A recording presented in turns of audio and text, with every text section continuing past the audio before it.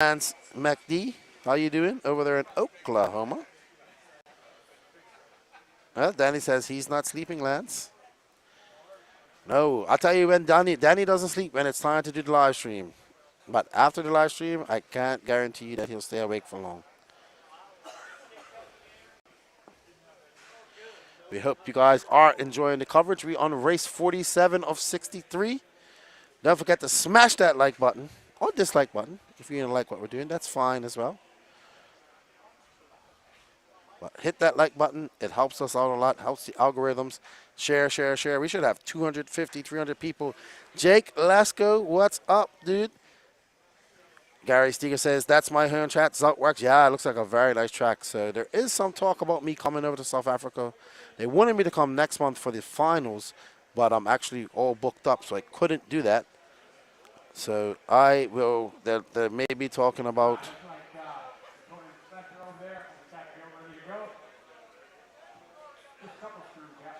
Okay, they got it. They got it. Okay, so Joe Bornos given time to get his machinery intact.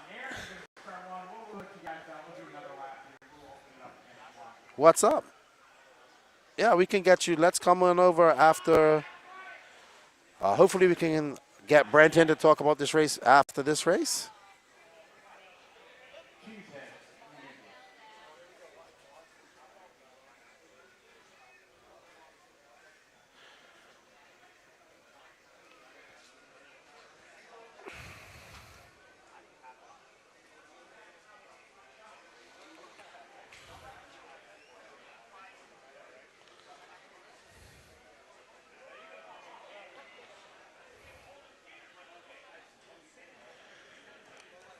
All right, so who are they working on, Danny? Let's get some video of that.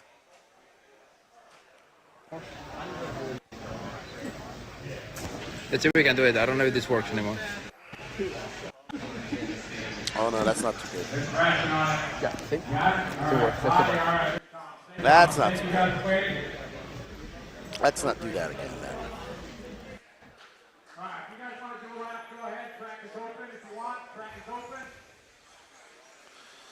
All right, so not sure what's going on with Bornhorst at the moment.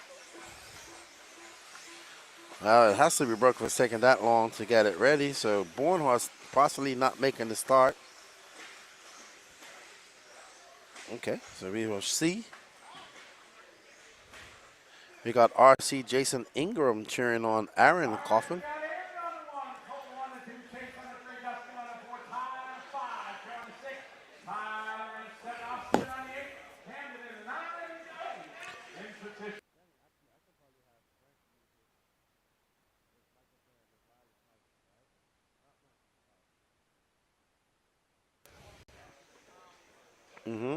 All right. We are getting ready. Yeah, Big Joe had got 10 minutes called, and he couldn't get a few minutes called to fix his car. He couldn't get it fixed. So not sure what's going on. And that is Aaron Kaufman on pole. Right behind him is CFT.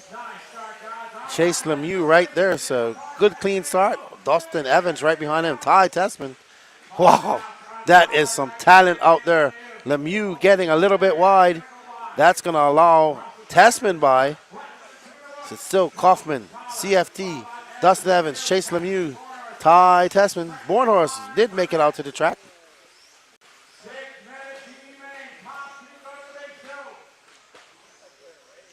Remember, this is your B-man.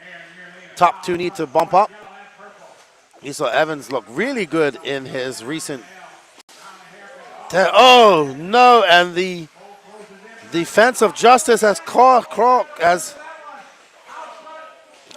a victim. Oh.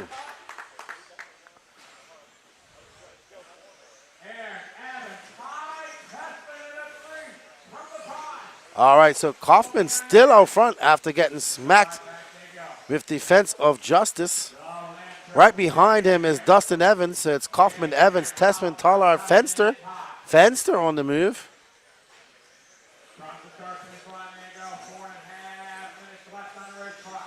Kaufman got Oh, Tessman are looking to take advantage of that mistake of Evans. Tyra looking good. Going to put those elbows out shortly. This is your two-wheel drive mod B main brought to you by Exalt. Kaufman got a lot of pressure. Ooh, I thought he was going to hang it up on that pipe just now. That's how close it was. Kaufman staying away from defensive adjusters as we see Dustin Evans trying to fend off Ty Tessman. Kaufman spreading himself out a little bit, but losing all that momentum as we see Dustin Evans slamming on the brakes, almost getting into the rear end as they come by. They are separated by 0.5 of a second. Kaufman able to stretch it out a little bit against Evans here. Oh, yes, because Kaufman's doing the triple single and looking very good. Not too many of these two-wheel drive buggies are doing that. Kaufman feels confident. You're going to use that for his advantage. Hopefully that doesn't come up and bite him. Oh, Evans pulling slightly away. Oh, Evans getting it nose high. He's going to lose some momentum. Ty doing the triple single as well. This is the race right now between Evans and Ty. Ty in the purple and white X-ray car. Ooh, Evans so close to the fence.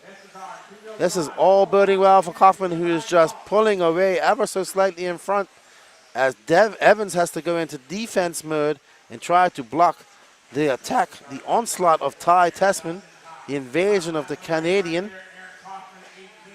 As Evans up and over, double, triple. Is Ty going to do the triple again? Yes, he does. Every lap we see Ty Tessman able to do that triple. It's definitely keeping him in the hunt as they go across. They are separated by 0.3 of a second. Ty just going to apply the pressure ever so slowly to Evans and hope that he makes a mistake. And we see, I thought that's Kaufman that made a mistake. You see Ty just able to make up so much time. But here's the thing. They are slightly catching up to Aaron Kaufman. Oh, that is so close. Kaufman must have made a mistake because he is getting wheeled in by Dustin Evans and Ty. Oh, wow. Back. Kaufman having a few slow laps, getting back down to 18.9. Now he has Dustin Evans right behind him. Dustin Evans got a little bit of space between him and Ty Tessman. Oh my goodness. I thought Kaufman was a goner, but there we see Evans right behind him now. That's a lot of ties back in the mix. This is 1, 2, and 3. 1 minute, 46 seconds left to go in this epic race. Ty having a look to the outside. Kaufman getting it wrong through the 5-pack. Oh my goodness. Oh, Ty having a look at the inside. Awesome pass by Ty Tessman on the inside. He's going to try to apply the same pressure. Kaufman, Ty taking a beautiful pass on the inside. Right there on Dustin Evans, getting a little bit squirrely as he hits the pipe. Kaufman under all types of pressure. Kaufman can do the triple. Ty can do the triple. They both get it wrong, and that allows Dustin Evans to get by. Dustin Evans waiting for them, lurking in the background, letting them make a mistake. And we see Evans getting a big lead now. A big sigh of relief from Evans' camp as now Ty Tessman and Aaron Kaufman are going to battle it out. Kaufman leading this race for more than half of the race. Now having to struggle to get back. And Kaufman getting it wrong. That's going to allow Ty Tessman to get some breathing room. Does not have to catch Dustin Evans. He just needs to finish second. They have 48 seconds left in this race. Oh, wow. Kaufman trying to make up some time, but too little, too much to gain and too little. Evans making a slight mistake. Not going to, oh no. Evans rolling it over. Ty. Is Ty going to push the issue, or are they going to be happy to come home 1 and 2? We will get 2 more laps of these awesome drivers. Will we see Ty make a go for it, or will he play it safe and accept his fate, coming in second and starting last in the grid? 1 more lap left for them.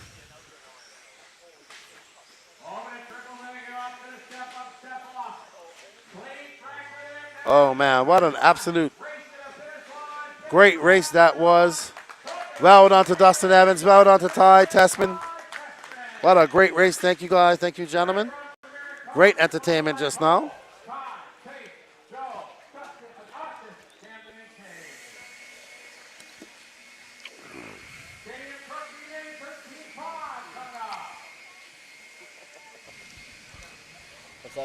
to talk. Go ahead and talk. Yo, talk. Are Brent. we live, Danny? All right, so I'm here with the man of the hour. Here, have a seat. Yeah, but no, we're using the wireless mic here. If you got to sit down for a second. What's up, Brentus? What's up, Keenan? How you doing? Great event so far. Thank you. Having a blast. I have one question for you. Yeah. So that dinner, that lunch the other day that you Hobby Wing so graciously provided for us, which was absolutely delicious. What was the meat in that food? That was pork. Thank Pulled you. pork. Thank you. Just for our cameraman, Danny Pass, who doesn't eat pork, who's eat pork about 3 times since we've been on this trip. All right. Did you like it though? That's what I want to know. It was awesome. It was good. Thank you to Hobby Wing. Hey, man, I think the first couple of days was a bit up and down for you. I know you was getting, just any type of pressure that you have a race like this. The pressure was high. People came in and saw this track. I'm sure there was lots of comments about the track. But I have absolutely loved it. And I love seeing people out of their comfort zone. So congratulations on that. Thank you. Yeah, the one thing I can tell you is we don't ever make the Masters of Dirt track to be not hard. Mm-hmm. It's made to be hard. It's made to be an event that the best man shines. And this one just kind of is extremely hard. This is the type of track and the way that I've seen the pros interact in the back and what they've been talking about. I feel like this is the kind of layout that 20 years from now an interview is going to be said and they're going to say it's nothing compared to that track that we raced on at Masters of Dirt in 2023. Absolutely, absolutely. I love it. It's made it very hard and challenging. We've seen people that can come from all the way back in 10th to come out and get victories or bump up. So I like that. We get used to these kind of tracks that are kind of small, but I know very fast, small flowing tracks, and you don't get to see big jumps like this. Yeah, so, we just saw Dustin Evans and Ty Tessman come out of the B main right there in two-wheel drive pro, and some really big names didn't make it out of the B main. That just shows you how hard this track actually is. But I definitely think it is going to be a pretty fun race to watch. All the A mains, it's going to be very tight. There's multiple lines, and nobody's going to make it through mistake free. Absolutely, absolutely. I was just looking at Ty Tessman. First time here at the S race for Ty Tessman, CFT, Brock Champlin, and Ryan Mayfield. So I know you're pumped about that. Yeah, I'm extremely pumped because that kind of like completed the list. You know what I'm saying? We've had them all here except for Tessman and Mayfield, and they both came this year. So definitely made it something that is special to me. We've worked real hard here at Beach RC to make this a prestigious event and make the title worth racing for. Absolutely, absolutely. We're just getting started on our 13.5 Stadium truck. Actually had 3 mains of this, I think. So that's always great to see. Greg Nicholas taking out that lead. It looks like Sean Harding right behind him in the bump spot, and Jeff Stacks, I guess, running that new X-Ray truck. So Nicholas in that blue and blue, Sean Harding in the yellow and green. Oh, man, Stacks. Okay, great pass by Stacks there. I thought he was going to go over the pipe just now. Right. So close. Okay. Yeah, this has been a wild weekend of racing for sure. How about that hooligan race, man? I know. Unbelievable. $1,650, I think the purse was. $1,700, and $100 went to Gene for landing in that wheelbarrow. So what an awesome hooligan race. Yeah, it was very fun. A lot of people don't understand that this race is also designed to be fun. It's different from your regular races. Yes, the racing is serious, but there's also fun to be had and lots of other benefits just for coming to this race. Yeah, absolutely. I'd like to give a shout out to all the track owners that are here. We have obviously Ed Henley from Hoosier. He donated a ton of money to that race. We've got Todd from RC Excitement here. We've got I'm drawing a blank. There's 5 or 6 track owners here that are enjoying this race, and it's really good to see that support. I travel a lot to a lot of these tracks, so I'm looking forward to making it out to a lot of tracks that I haven't made it to over the next couple years for sure. Absolutely, absolutely. So right behind Jeff Stacks right now, we got back to that, Brent, is Dustin Spallone, and these two had a very interesting Q1. They were going at it, and I think they were a little bit upset with each other. Stacks getting taken out by the fence of justice as they go over. Oh, my goodness. That's what I've been calling I it. love it. The fence of justice. But Stack's getting wrong over that 5-pack. That's what I like about this track. So this 5-pack has so many various different lines that people can take to make overtakes, to gain a little bit of speed. The step up as well, we're seeing a double-double. You saw Ty and Kaufman were doing the triple single.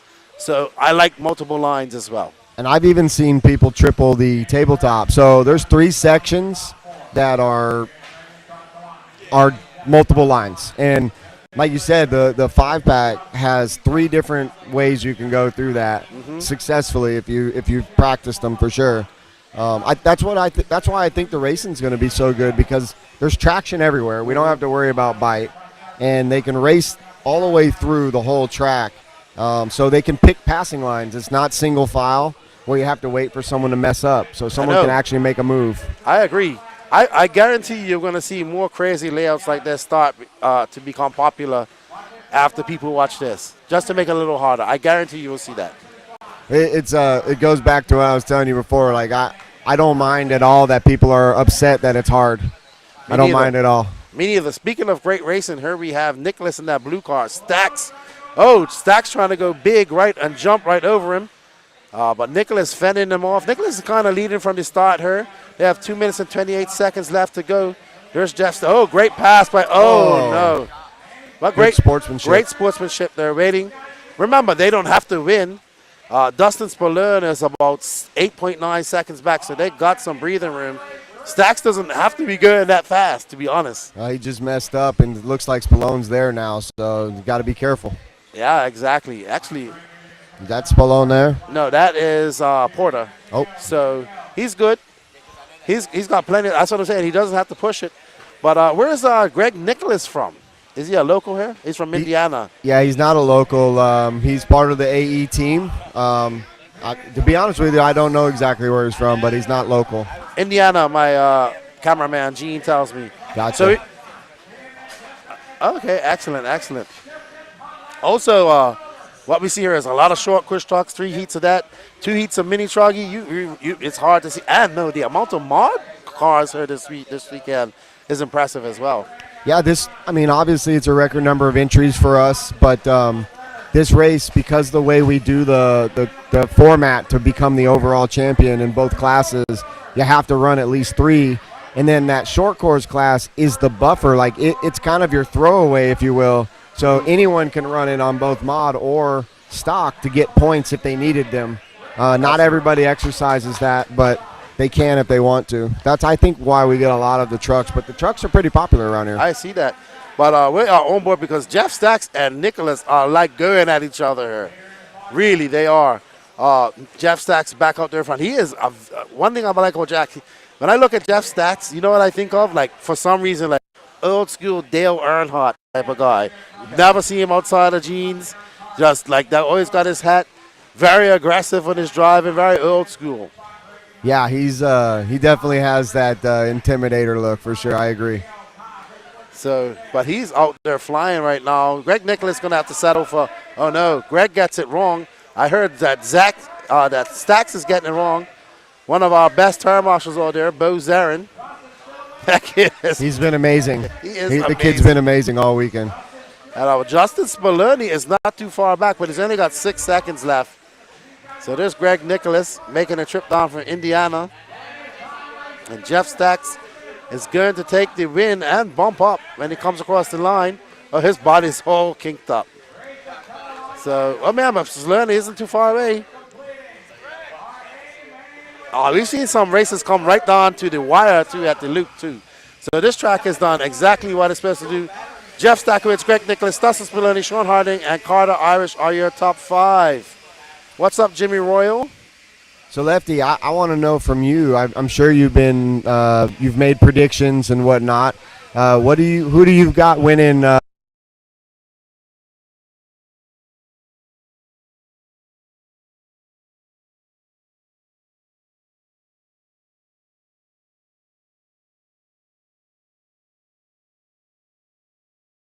Would be really interesting for sure. And then But then again, we see Spencer. He has to bump up one more time out of the four-wheel drive main, and then he can stand a better chance. Real quick, though, somebody wants to know, how are the points weighted? Maybe you can tell people about that real quick. Yeah, I can't give you the exact number, but I'll bring you over the sheet here in a minute, but I'll explain how it works. Two-wheel drive buggy in both classes is weighted the heaviest, and then four-wheel drive buggy in both classes is weighted second heaviest. Stadium truck is weighted third heaviest, and then the short course, either anyone running for master or stock can use it as a throwaway class. So, for instance, for anyone that wants to know what that means, if you were to not make the A main in stadium truck, but you made it in short course, you can use the short course points. Right. But they're weighted in a way that there's never going to be a tie. Gotcha. And that's the reason why we weight the points. So for two-wheel drive buggy to win is 20 points, and for four-wheel drive buggy it's like 19.25. So everything's weighted, so there's never a tie. All right. And speaking of that, we had your RC program at Lake Waccamaw about a month and a half ago. We are going there for the Fall Brawl in the first weekend of December. I told you I think it's going to be a stacked race because it's the last guaranteed race of the year here in the Southeast. So you found a good little spot there. And I guess we're going to see future races there coming up here in the next couple of years. Yeah, absolutely. Fall Brawl, this will be the first ever covered Fall Brawl. It's 22nd year in existence of this event, and it's always been a large event, so I'm really looking forward to that. And the program was awesome, man. I'm looking forward to growing that the concept and the team side of things, and I had nothing but great positive feedback from that specific race. Yes, I definitely like the team aspect. The draft of the program was really cool. Got to give everybody a chance to kind of just chill out and do some RC fellowship. So excellent concept. Right now we have the B main of the 40-plus four-wheel drive buggy, brought to you by Nitro Pro. Mike Kendall, Jeffrey Kaufman, Jay Zauner, Todd Funderburk, Owen Simmons, Eric Washburn, Stillman Jordan, Mike Kling, Jason Vesfo, and Chris Feltz. So Mike Kendall making a trip down from up North Carolina. I think he represents World of RC. Jeffrey Kaufman, affiliated with the Kaufman family. Jay Zauner, a local here. Todd and Owen from Columbus, Georgia. Big contingent of those guys here as well. I noticed also we had a lot of 40-plus guys this year. Yeah. That class really grew. Usually when Brent Delkey's here, he gives Alan Horn a run for his money. Yeah. But Alan looks to be the guy again, and also Chris Van Air usually gives Big Al a run for his money too. But yeah, we'll see. Maybe in the finals, because they're both going to be in the A finals. But we saw Todd lose it before the first corner. Yeah. I saw that a lot today happen to people. But you can see where we had the grid painted to start with, and Lucas came in this morning and was not happy with me, so we actually ended up putting a second grid down where he wanted it, and it was definitely the right call to do the way he did it, and I think it definitely, even though he gave that one away just now, it's going to be a lot less of that than if we were to have started him where we were going to start him. So yeah, I agree. He was mad. Boy, if anyone's ever seen Lucas mad, you ain't seen him as mad as he was this morning at me. Oh my God, this is his baby, right? He puts a lot of time and effort into it. He's super proud of the accomplishment of like having the pros scratching their heads about things, which they have been. It's been awesome to see. So they've been like, oh man, I don't know what that messing with their egos a little bit. They're not as consistent as they want to be. I thought it was absolutely awesome. So he's smiling. He doesn't care. He's just happy that there's some good racing. You never told me your prediction on stock. Oh, so stock. Pink Pinion Posse. I know, because I'm all about stock now, man. You know what, man? Kyle Go looks really good. He looks exceptionally good. So does Mason Templeman. And, of course, Doug Leverrier looks good as well. But there's one person who I think that can possibly throw a monkey wrench in there, and he is not actually contending for the Master of Stock, and that's Hunter King. Yeah, Hunter showed a lot of speed. He's put both of his cars in the A, so yeah, I mean, he's not contending, but he can definitely mix it up. I mean, he TQ'd around the four-wheel drive yesterday. Yeah. And he made a lot of mistakes at the end. Yeah. So he's definitely fast, and he can probably maybe get a podium in one of those classes. maybe sneak off a win. You never know, and I think that's going to throw a monkey wrench in the plans of a lot of people around her. But I mean, a betting man would put his money on Kyle Go, I think, or Mason Templeman. Yeah, I agree with you. Mason really came together yesterday, showed a lot of speed late in the day yesterday. Obviously TQ in 13.5. But, Kyle Go, he's been through this. He's done this. He's won this one time. He knows the drill. So I guess, we're going to have to see. But I agree. I think you said the right names. I'm really surprised about Sutherland. Yeah, I would say Nate struggled this weekend. He surprised me. I was expecting, his name was. I'm sorry, we should be calling this race real quick, but we're talking about pink pinions, and I'm getting excited. But right now, Jeffrey Kaufman is out in the lead. We're following Super J Zellner, and it's kind of like they're running away with this. Back to that with Sutherland, I kind of agree with you because I thought, his name was mentioned as one of the guys that could possibly win this, and he has just had not the best Masters that you would expect from him. And he's showed so much speed this year at other events. Maybe this type of track doesn't suit him. It doesn't suit everybody, obviously, we've learned. But, he was on the struggle bus a little bit this week. So I hope it gets better for him. All right, so that was actually a battle for the lead. I don't know what Jay was thinking right there. Let's see it hold on a second. He, stops and then just sends it. I don't know what Jay was thinking just now. But, yeah, that is now it's going to be Jeffrey Kaufman and Mike Kendall. So there's Jeffrey Kaufman. I think that's Mike Kendall in front of him. Maybe. But, absolutely. That was interesting. I'm going to ask Jay what he's thinking when he did that. Let's see. I think that's Mike Kendall or Jeffrey Kaufman. Jeffrey Kaufman. Oh, Jeffrey makes a mistake. I think that's Kaufman that gets by. No, Mike Kendall's in front. Mike Kendall is that green and blue car going over the 5-pack. And that is Jeffrey Kaufman, but he's not. Jay Zellner's right there, that orange and white car. Oh, Kaufman made another mistake. Yeah, Jay got by him. And Jay. Poor Jay. He drives his car just like his personality. Yes, he does. But Jeffrey Kaufman back into second. Mike Kendall is kind of right there. I think that's Mike Kendall right there, actually. Yes, it is. They both take each other out. Oh, that's Westfall for the bump. Oh, yeah, it is Westfall. I'm trying to. Okay, so I got here confused. Mike Kendall is in front. There's Jeffrey. And then Westfall's coming around. Oh, no, Eric Washburn is in front. That's Eric, the red car, white wheel. Yeah. Yeah, that is now the second spot. Another lap after this one. Oh, Kaufman got by him. What a great pass. Great pass. Oh, he got booted. Oh, man. Oh, man. I love this racetrack. I ain't going to lie. Kaufman cases it. Washburn sends it big time. Oh, what a lucky bounce out of the hole. Oh, no. Don't they got one more lap? Oh, no. Maybe not Washburn. Oh, looks like Kaufman's going to take it back. Oh, man. No, Washburn got by the loop. So Kaufman can't make any. Whoa.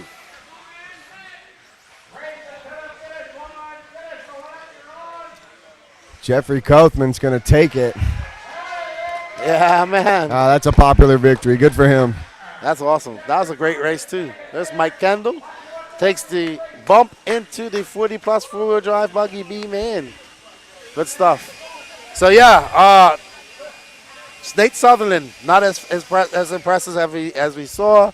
Who else has impressed me here stock-wise?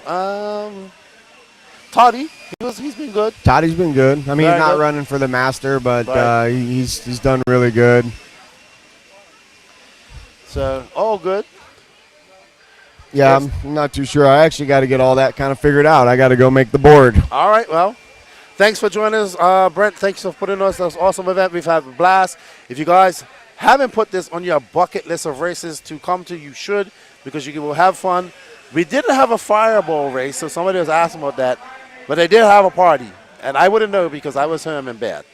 Yeah, the fireball race or party night was kind of last minute changed up to just a good social event with some beer pong and some buddies all hanging out drinking. But unfortunately, it just got done too late, and we're working on how we're going to make things run better and smoother for next year. We're already thinking and working on it. And the dates for next year are already set. It's October 20. Oh, man, I should have already known this for you. But next year's Masters of Dirt, October 24th through the 27th. Okay, so a week later. Yep. All right. Good stuff. All right. Well, thanks, Lefty. Keep killing it out here. All right. Thank you for Thank you, having me, everybody, for watching. And it's about to see some really jam-up racing here. All right. Cool, dude. We just got to turn that off. Thank you. Yeah, buddy. All right. No problem. Thank you.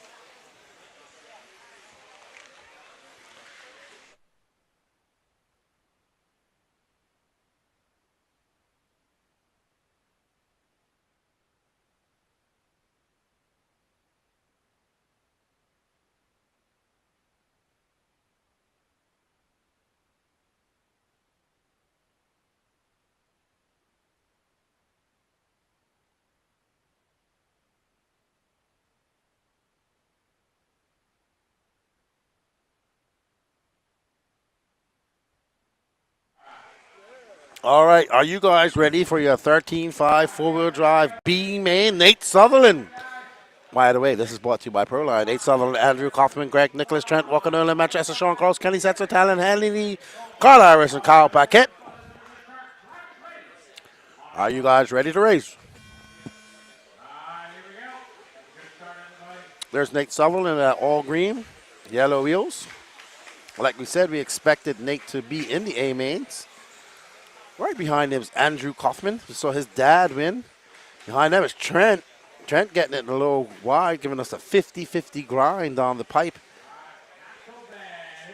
Okay, Sutherland by for 18-6. Kaufman 18-7. Trent 19-5. 4. Oh, Nate just getting a little bit wrong. Flat landing. Losing all momentum. Kenny Setzer gets by Trent in the background. Kaufman just kind of looking to settle into second, not pushing the issue right now with Sutherland. Kenny Setzer, though, is on the move and absolutely flying.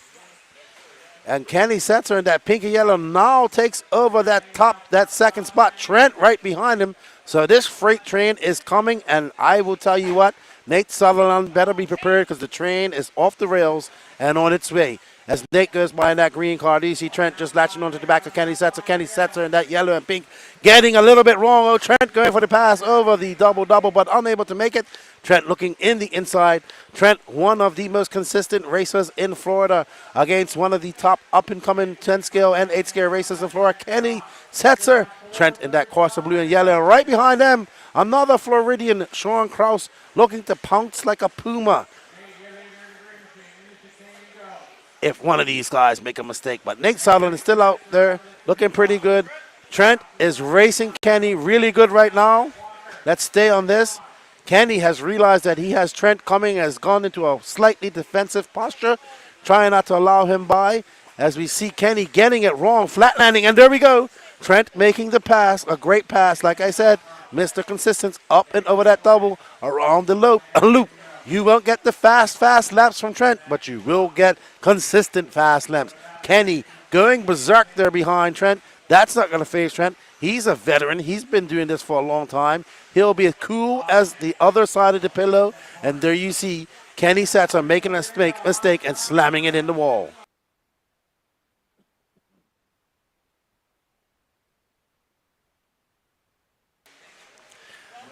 There we are on board. There is Kenny Setzer. There's Trent.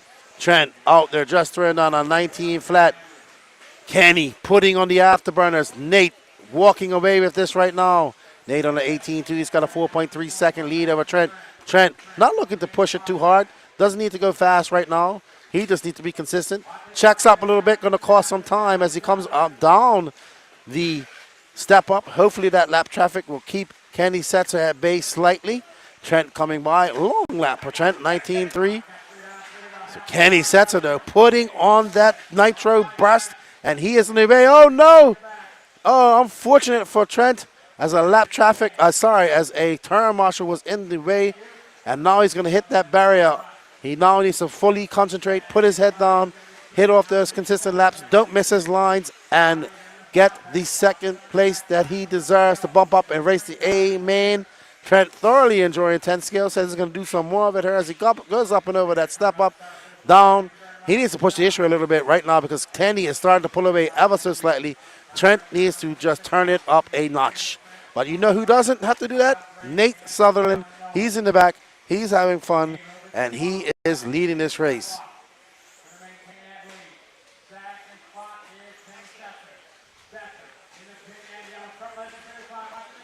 Nate Sutherland out in front. He has a 3.7 second lead over Nate. Kenny right there. Trent. Let's get off Nate. Let's stay on Kenny Setzer because Trent is coming. There is Trent. 1 minute, 45 seconds left to go. Kenny Setzer. Oh, that was so close. That would assure the entire front end for both of those cars had they hit. A very close encounter for Kenny Setzer. He was a fraction away from imminent disaster. But now, oh no, what happened to Trent? Trent had an accident too because now he has fallen way back. He made a mistake, unfortunately. 1 minute, 20 seconds left to go. Sean Krause has gotten across Trent.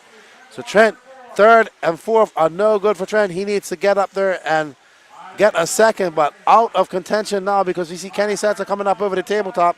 But we do have a fight between Sean Krause and Trent Walker. 1 minute left to go.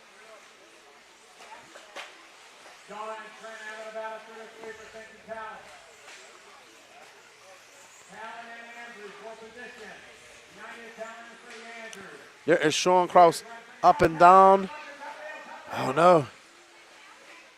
So Trent trying to get back up in that third spot, but that will not make a difference for him. Third spot will just make him the winner of the B main and not get up and race in the A main.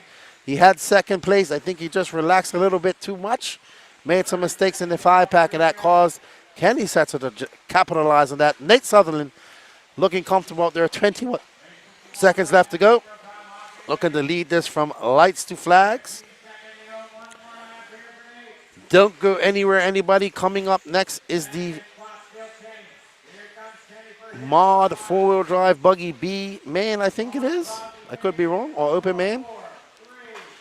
It is the B main, the Team Losi 4-wheel drive buggy. Trent getting by Krause.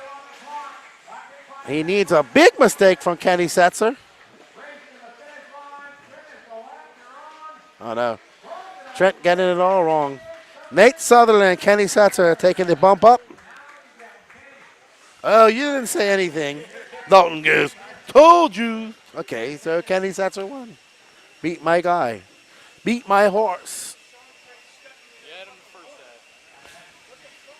Ooh. Nate Sutherland, Kenny Setzer, Sean Krause, Trent Walker, Carl Irish, Kyle Paquette, Andrew Cawthon, Nolan Manchester, Talon Henley, and Greg Nicholas.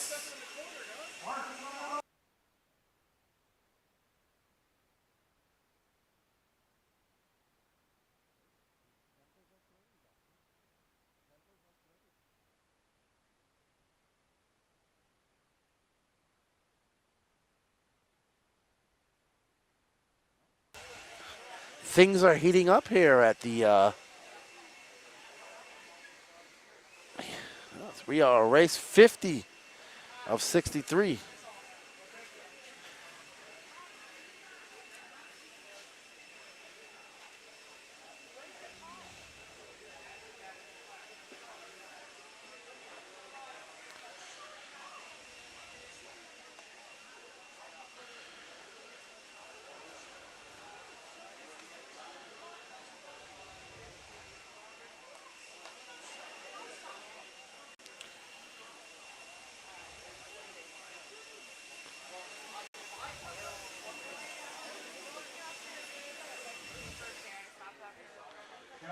Alrighty, so a lot of discussion going on about that race. Some drivers feel like they got hit harder than they should have.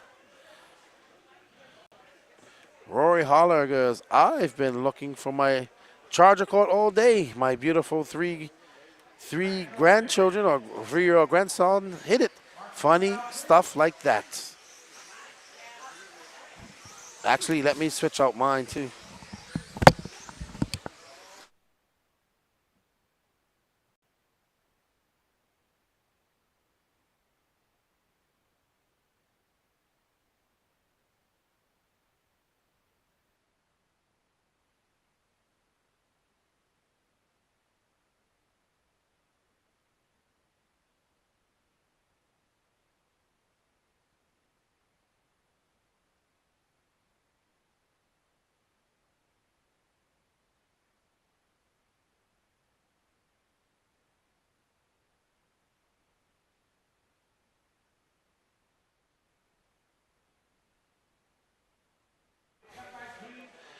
I just let Dalton, the croc wearer, let him know that he has now been upgraded to unpaid apprentice in the NNRC podcast and VRC broadcast. He is getting paid in pizza.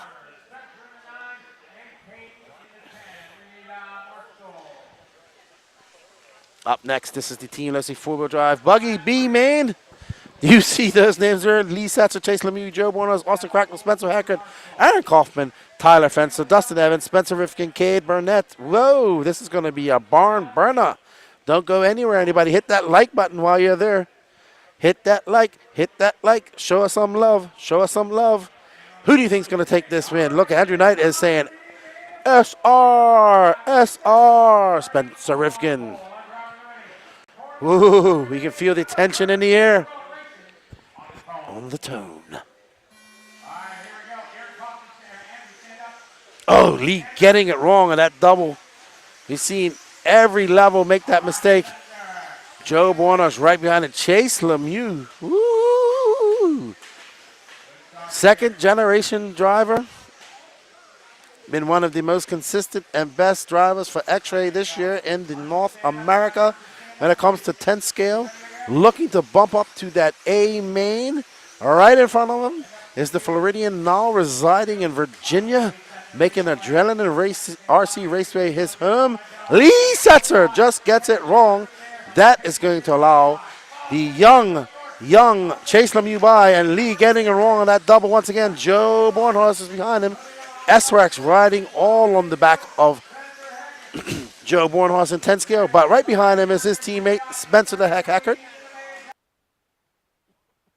The one driver of all the pressure on the world is Spencer Rifkin, who's had to bump up from the D main. There's Spencer. He is all the way up to, let's see, I think he's up to about 4th. But these guys that he has to race against are no slouches. They are fast too. I think Spencer's in 4th. Chase Lemieux got a rear view mirror all full of that yellow and orange Joe Bornhorst S-Rex powered machine. Oh no, Heckert getting it wrong in the 5-pack. I am surprised that car is still together after that hit. I heard that hit all the way over here, felt it in my chest. And there we see Chase Lemieux going around the 180, keeping it tight. Can this young man do it from motive? His father, Paul Lemieux, also a champion in this sport, but on the on-road side. And Jerry Kleinbaugh in her cheering on Chase Lemieux, doing it for Michigan, I believe. Yep, Michigan. Joe Bornos trying to hang on. Oh, Lemieux getting it wrong. Oh, man. Kenny Setzer not seeing him right away. There's Lee Setzer. Oh, my goodness. Look at that. Spencer Rifkin. Let's stay there. Spencer Rifkin is desperately trying to get in front of these guys. He has. Who is that in front of him? That's Tyler Fencer. Tyler Fencer is no slouch. He's not scared of set. Oh, my goodness. Look at that line. Fencer tripling, doubling. Spencer getting trapped under the pipe. All the pressure. Will he make it up? This is his one chance. If he doesn't make it, doesn't matter what he do, he will not successfully defend his Masters of Mod by being in the B-main and four-wheel drive. Lee Setzer. Oof, I don't know how that didn't go ugly for Lee Setzer. Fencer and Lee Setzer having an epic battle right there. That is allowing Chase Lemieux to pull away from him and Joe Bornhorst. But Spencer Heckert, there he has Dustin Evans. Who's that? Dustin Evans, Aaron Kaufman, Spencer Rivkin now down to 7th. All these guys fighting for pride. All these guys fighting to make it to the A-main. But the early two in position to make it to the A-main right now are Joe Bornhorst and Chase Lemieux. Setzer tripling, Dustin Evans doubling. Spencer Rivkin desperately looking for a way around these guys with 2 minutes and 30 seconds left to go in this barn-burning B-main here at the 2023 Masters Dart. And it goes all wrong for Dustin Evans. And Spencer Rivkin, the big winner in that. Spencer now up to 3rd. Chase Lemieux making a mistake. Lee Setzer getting by. Will we see Spencer Rivkin bump from the D-main? Can Lee Setzer hold off his teammate as they go double, triple? This is one of the most exciting races we've seen. Spencer Rivkin going very long. Right behind him is Tyler Fenster, waiting to pounce on any mistake these guys might make. Chase Lemieux running a perfect race into that mistake. Oh my goodness. Lee Setzer almost getting it wrong, able to whip it back around. Oh, great move by Spencer as he just zips around as Lee leaves the door open. Spencer flying. He's going to set his sights and betting some space between him and Lee Setzer. He will put Joe Bornhorst in his sights, but Joe out comfortable 1 minute 25 seconds. Joe has a 6.2 second lead. Oh, Lee going big, bouncing it off the wall. Up and over, double. Spencer Heckert coming all the way from the D main, breaking in Q1, breaking in Q2, having to start in D main and bump his way all the way up. As you can see, people can come all the way from 10th and still do well. He doesn't need to win four-wheel drive. He just needs to place well in four-wheel drive to be in contention for the Masters of Pro here at the 2023 Masters of Dart. 46 seconds left in this race. Spencer looking quite comfortable out there. He had such a dogfight to get into this position. Lee Setzer kind of resigned to his fate, maybe waiting for Spencer to make a little mistake, a little bobble. He'll be in perfect position for that. But Lee not pushing the issue at the moment. He goes triple, single. He just caught him up ever so slightly. So Lee, I thought he might just be resigned to his position, but he is not. He's going to take it down to the wire. He's going to push his teammate Spencer Rivkin, the younger Lion versus the King Lion right now and Associated in America. That is Spencer Rivkin up and over that tabletop. They're going to get one more exciting lap. This is going to be epic down to the wire. Look at that. Lee has one more lap to make this happen. Spencer has to hold on one more time. Joe Bornhorst. Oh, no. And what I thought was going to be a epic ending to a bump, a perfect B main, ends in disappointment as Lee Setzer just flips it on that little curbing right there, and he will have to settle for just making it to the B main as Spencer Rivkin makes it back. And I'm sure he's fully relieved. What an exciting B main that was. What do you think about that, Dalton? That was a great race. Oh my goodness. This man's smiling because he didn't have to be involved in none of that. He's going to be in the A main. And Gene, you look like you need a Red Bull. I think I need one too.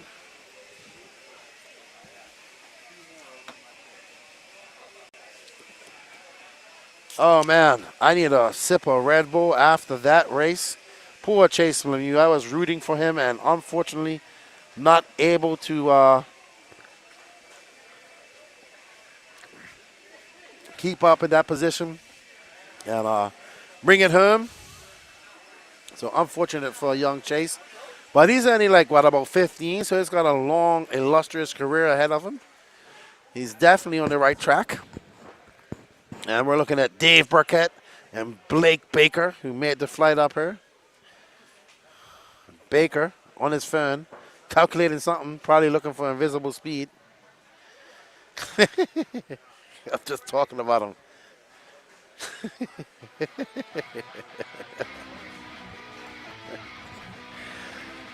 Good thing we didn't have you on camera. You guys were micing out. But anyway, we want to say thank you to our sponsors for bringing you the 9th annual Masters of Dart.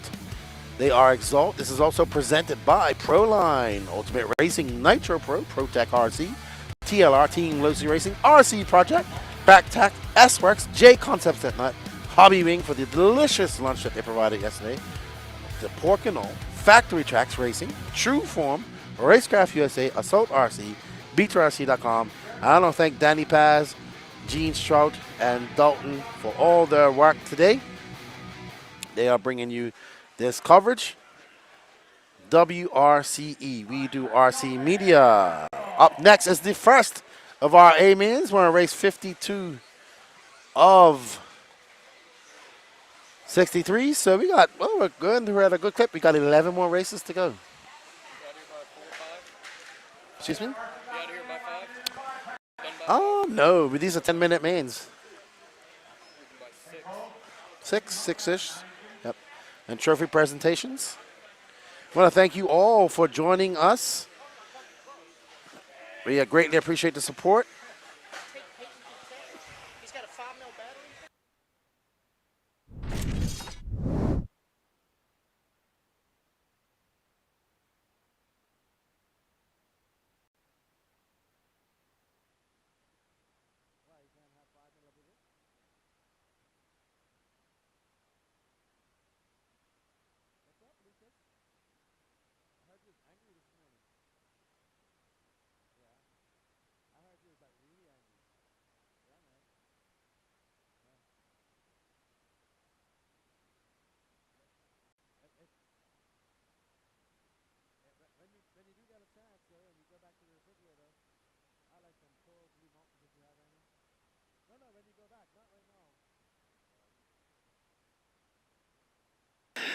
All righty, everybody. Are you ready for the first 10-minute A-Main of the day?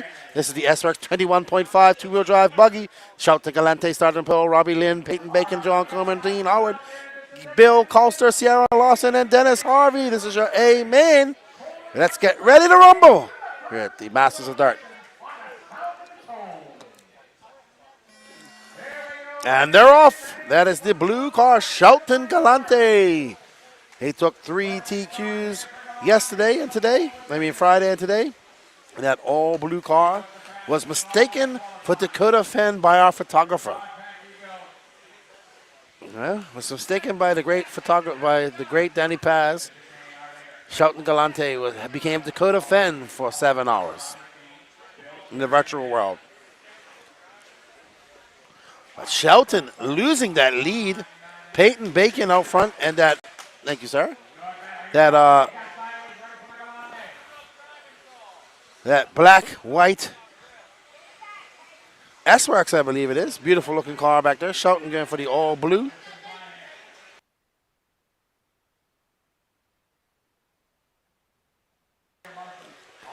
I got Lucas Lauren right behind me, taking a look at his massive work. I should give him a microphone. I don't know. We want to talk about their. Hold on for a second.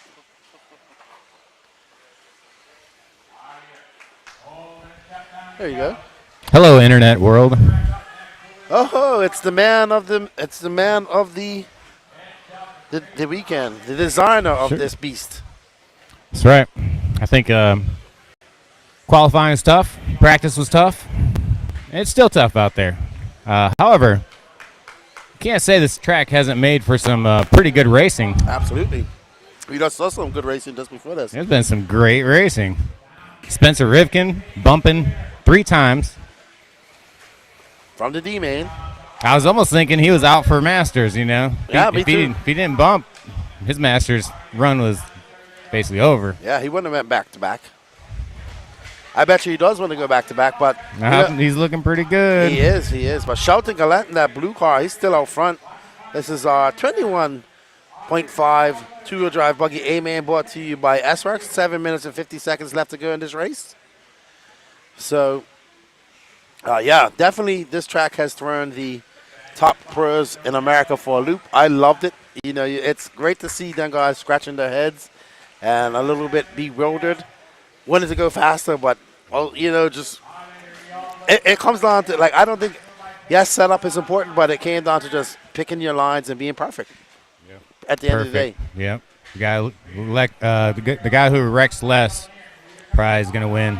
I mean, usually that's the case all the time, but also, like I was telling Brent, like through the 5-pack, it's very hard, but there's also 3 different lines going through there. Yep. So And these 21.5 and some of the 17.5 guys, they figured out, look, Yeah. we can't send it through this thing. What we're going to do, we're all going to get together as a group, and we're going to just single, double, and boom, look at them. They pretty much get through it pretty easily. That single, double, that the first double is a big landing pad you just get to land on. If you get on that tabletop, it's super easy to jump off. Yeah. It's a safe line. It's probably not going to win you a 17.5 championship, but definitely look at Blue Guy.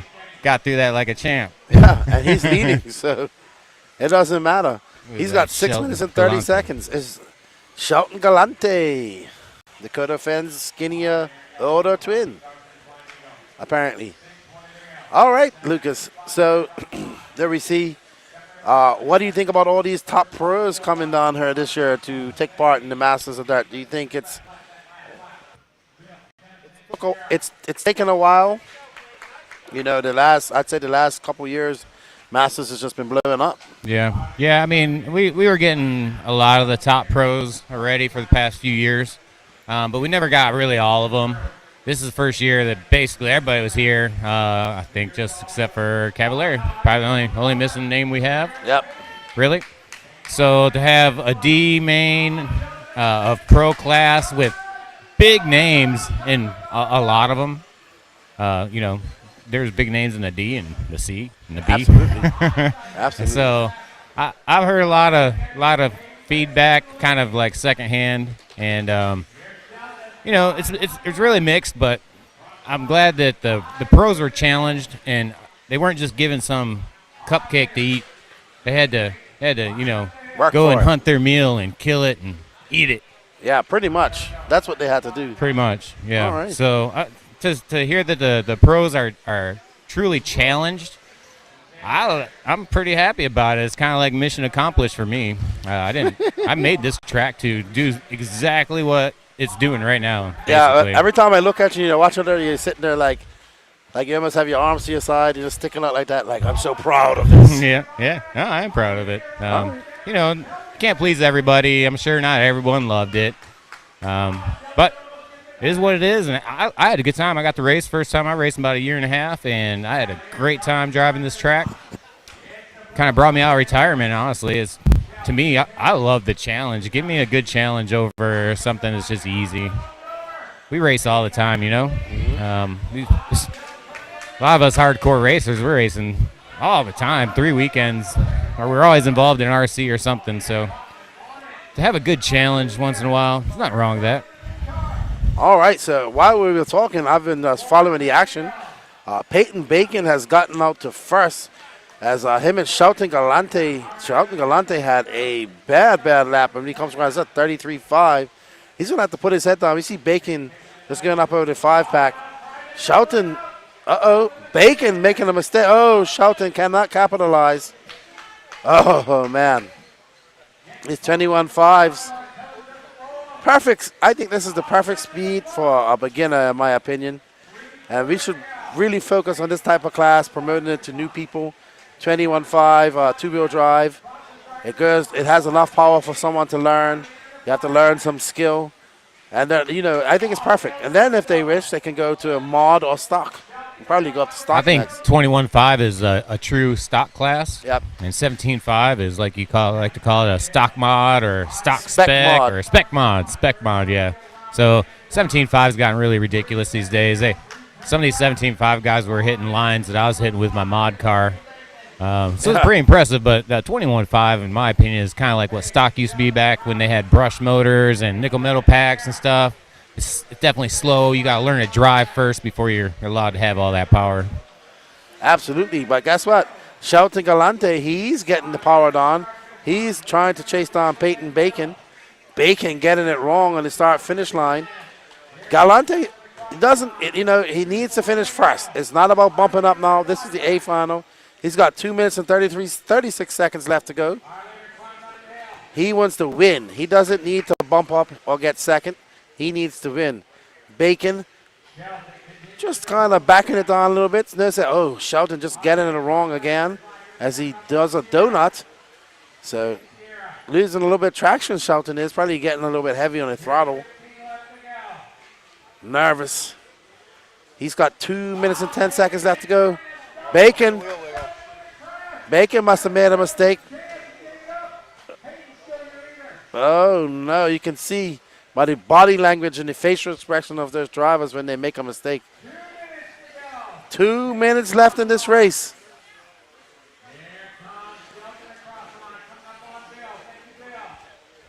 So it's pretty much a proven fact that when you do wreck, if you wiggle your front wheels back and forth like that guy right there, that got the Marshall to him at least 1 second faster. It's proven science. Oh, man. We've done tests. Oh, boy, here we go. Here's the battle for first. Oh. There's Galante. There is Peyton Bacon. Oh! That was a perfectly timed CTO if I've ever seen one myself. Shelton muscling his way through to the lead, putting his arms out. Peyton not able to make that same jump. He's got to pick a different line. Shelton, I'm sure the nerves are flowing at the moment.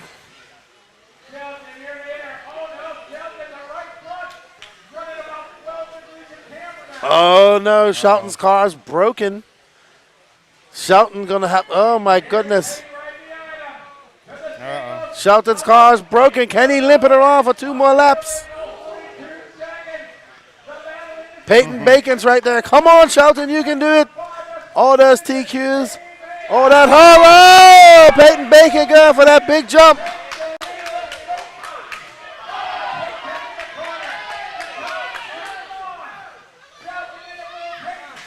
There's a replay of Peyton's jump.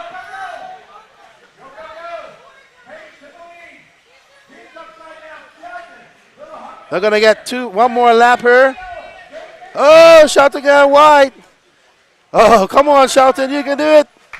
Oh! 1 more lap for these guys.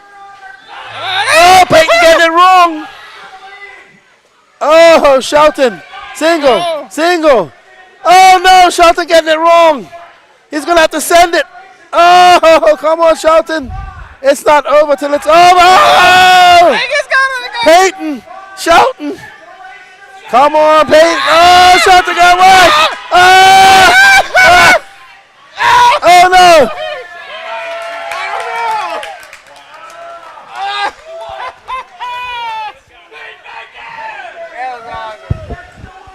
Can't say it's great. This track doesn't make great races.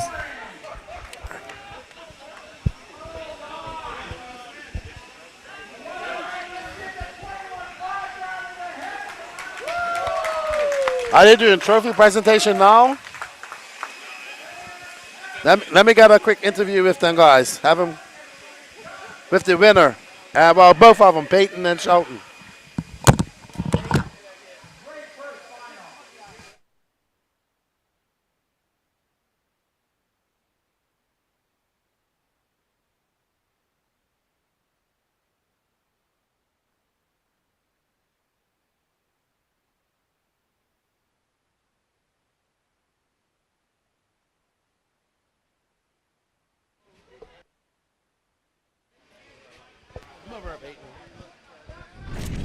Referee at 21-5 and a Peyton Bacon. Man, what an exciting race. I bet you was nervous up there. Oh, yeah, that was definitely hard. Some of those jumps were difficult to get over to. A lot of them were difficult.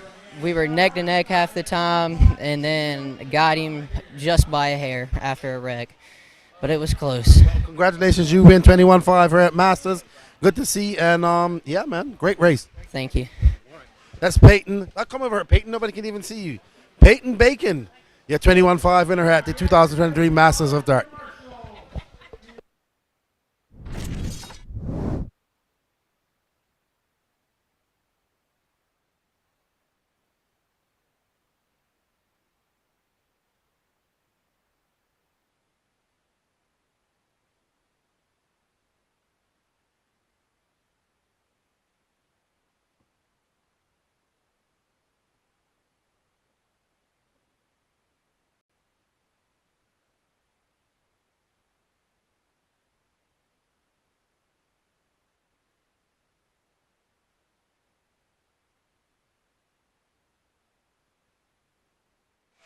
All right, congratulations to Peyton Bacon. Great race for the young man. Great race there.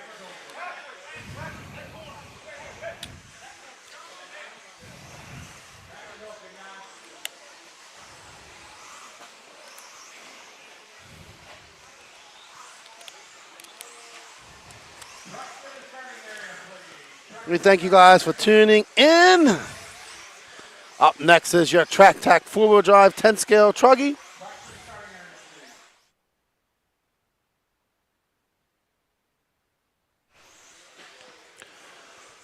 Starting on pole is Alex Porter, followed by Eric Washburn, Ryder Trotter, Sean Johnson, Mike Kling, AJ Waters, Nathaniel Grubbs, Ennis Graves, Jonathan Canto, and Eric Urban. This is your Track Tack 4-wheel drive 1/8 scale truggy A main. Thank you guys for tuning in. Give us a thumbs up out if you're out there. Say hello to us all. Give us a virtual wave out there in the YouTube land and Facebook world.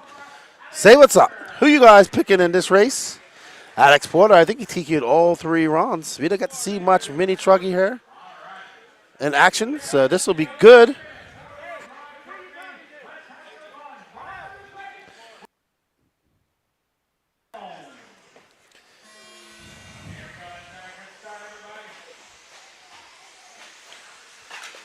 All right, they are off. Ooh, AJ Porter in that gray and blue truck. And right behind him is Eric Washburn. Wow, these mini truggies are so fast. Oh, Washburn getting it wrong over the step up. So let's see when they come across. Ooh, that is a cluster back there.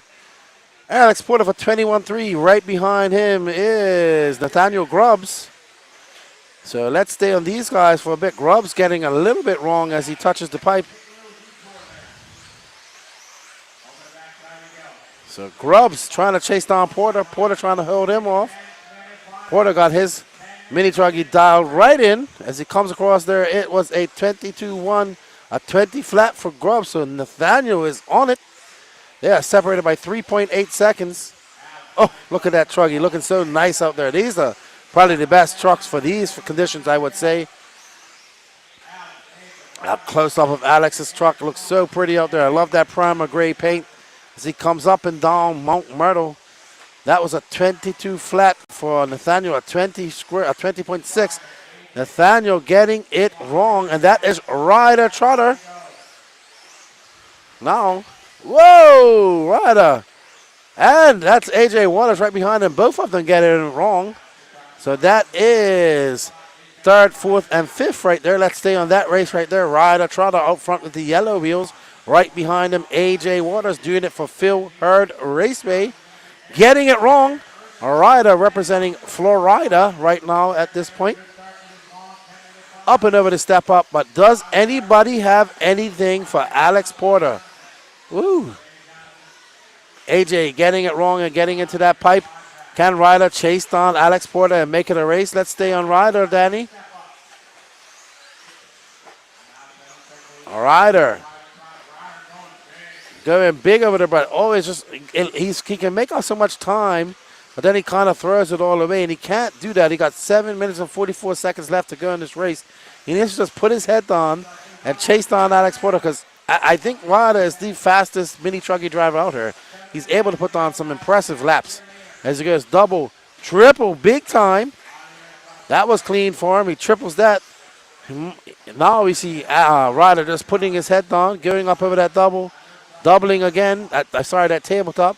That was a 20.6, identical to Alex Porter. He's now 7.4 seconds back. Behind him is Nathaniel Grubbs, but the Grubbs is 4.7 back. So Ryder, let's see if we can see where Porter, there's Porter coming up into the 5-pack. So what Ryder needs, oh no, that's exactly what Ryder needed, was a mistake. As Porter makes a mistake in the 5-pack, Ryder feeling the flow right now. He's going to be able to capitalize on another mistake for our leader. That's going to allow Ryder to just edge up on him ever so little. Now they have 2 cars behind him. A commanding lead for Porter negated right now after those 2 mistakes. Ryder Gonna put his head down. Oh, another casing by Porter. Ryder going big, but getting it wrong, getting a little bit too excited. Gonna lose all that momentum. He's got 6 minutes and 21 seconds to do it all over again. Will he get the other opportunity? Can Alex Porter settle down and reel it in and bring the win home? I believe one of his family members, maybe his father's watching in the chat. Alex maneuvering through that lap traffic, but Ryder not too far back. One little bubble, two little bubbles, three little bubbles, and Ryder will be there. But Ryder, the young racer, very fast but very inconsistent. And there we see our leader taking it, getting smacked around. He's going the wrong way, and now we have a race on our hands. Right in front of us, Porter. Great pass by Ryder. Dive into the inside. Let's see if we can see that again. There goes our leader. Ryder. Nope. Ryder was there. That was a weird pass. I couldn't see that other side, but Ryder had the inside. Ryder now got a little bit of cleaner in front of. Oh, getting a little banged around. Oh no, Ryder broke his car. Oh no.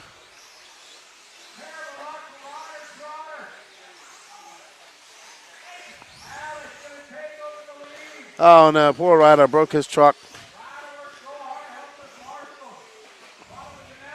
Oh no. A collective sigh of sadness just surrounded this whole arena as young Ryder just broke his truck and he's knocked metal. He's going to get robbed of what would have been an epic race as that young man was on fire. But Alex Porter now, your leader.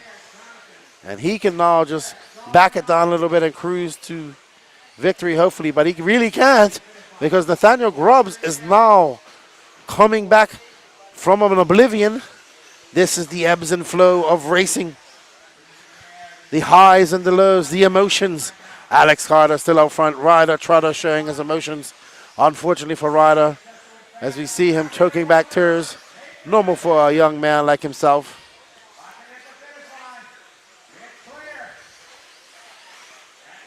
Nathaniel Grubbs throwing down a 21. Oh, he's in the front. So while we was looking at young Ryder, Nathaniel Grubbs has taken over the lead, and there is Alex Porter making too many mistakes. He needs to calm down. He has 3 minutes and 42 seconds left to go. He does have time. He does not have to get too upset now. Doing things like that is not going to help him. Nathaniel Grubbs out in the lead, 4.1 seconds ahead. The way this race has been going, the mistakes that have been being made, that is easy to make up that type of time on this track. Alex Porter got 3 minutes and 19 seconds. Behind him is not for position. That is lap traffic. So, oof.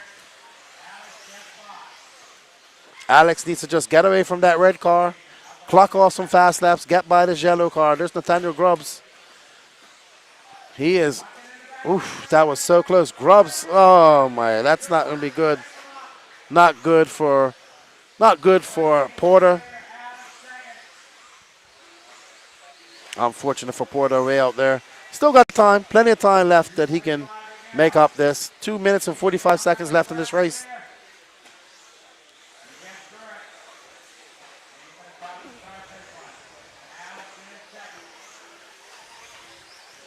Nathaniel Grubbs going across the loop. There we see Grubbs.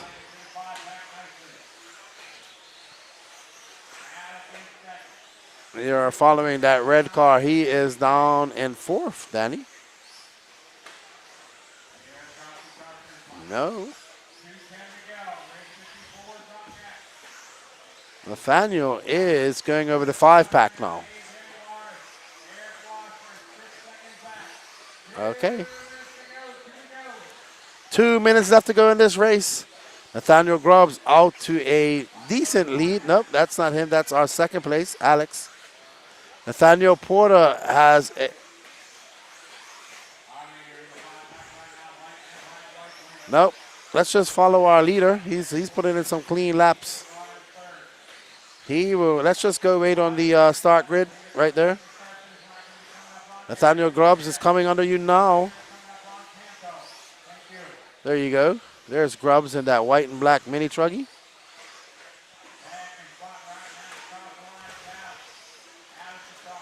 Oh, Grubbs almost getting it wrong. 1 minute and 17 seconds left to go to choice. Anything can happen. So he doesn't want to take any unnecessary chances.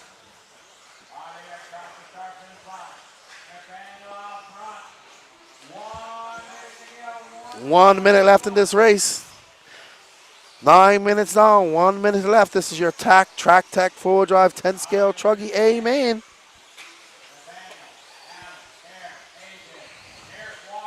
Nathaniel Grubbs got out to that lead and just never looked back. He stretched it out to 10.7 seconds.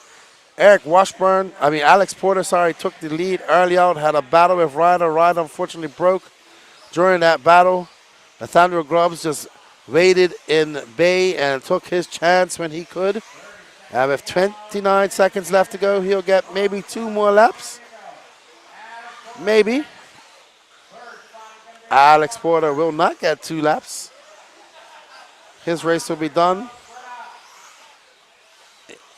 Unfortunate for Alex Porter, he was your TQ. Fastest mini truggy all weekend.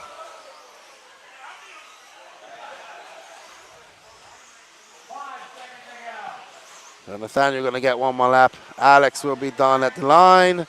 Congratulations to Nathaniel Grubbs. He is your 2023 four-wheel drive mini truggy champion here at the Masters of Dirt. Well done, Nathaniel. Let's go have a chat with him.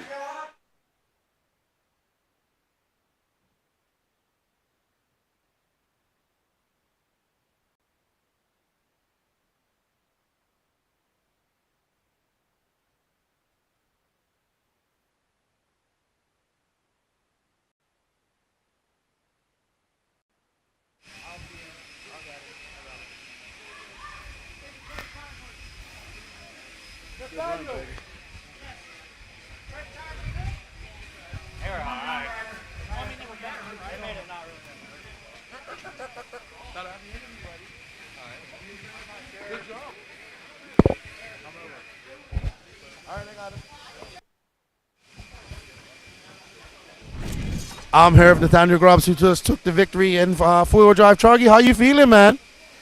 Nervous. Alex Porter was out there. Ryder had a battle. You got up there in the beginning. Ryder and him had a little battle. You kind of waited and lurked, and you saw your chance. You took it, and you never looked back. Just kept trying to keep a lead. Just tried not to make mistakes. Good ride for you. Congratulations. You're a 2023 Masters Dirt Mini Truggy Champion. You're going to get yourself one of those nice big trophies over there. Yep. Good job, man. Congratulations. And got any more mains today? No, that's the last one. All right, well, you go on a bag with a win. Congratulations. All right, that's Nathaniel Grubbs. He's your champion for Mini Truggy here at Masters of Dirt. We got a lot more racing left to go here.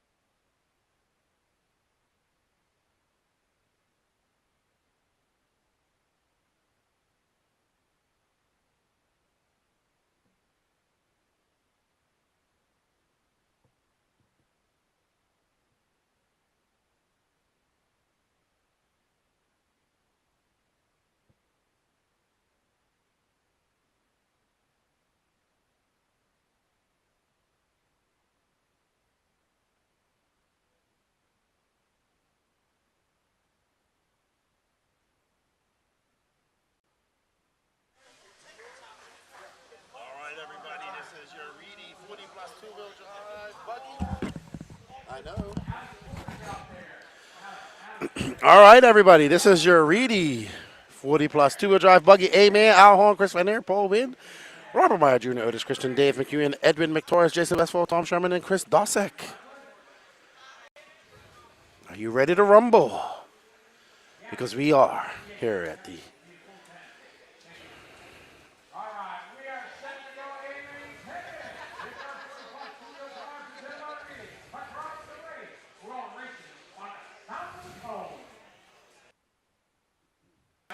and they are off. Big Al out to a great start. Right behind him, his nemesis for the day from last year, Chris Van Air. Behind them, J Concepts, Paul Wynn.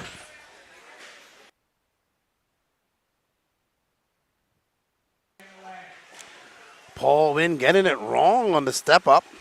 That's going to allow Van Air by.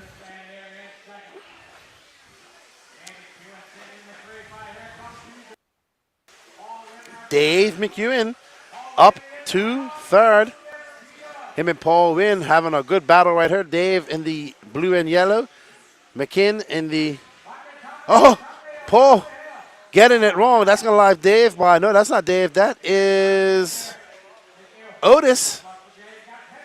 No, Robert Meyer. Sorry, I knew that paint job. There's Robert Meyer, that green and yellow. He is now up to third. Going to set his sights on Chris Van Air.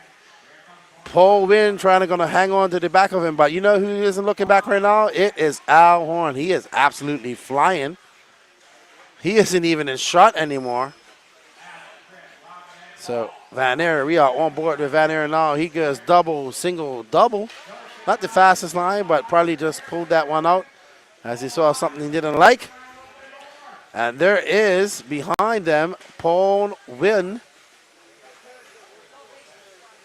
And he comes across the line. That's a 20.1 for Paul.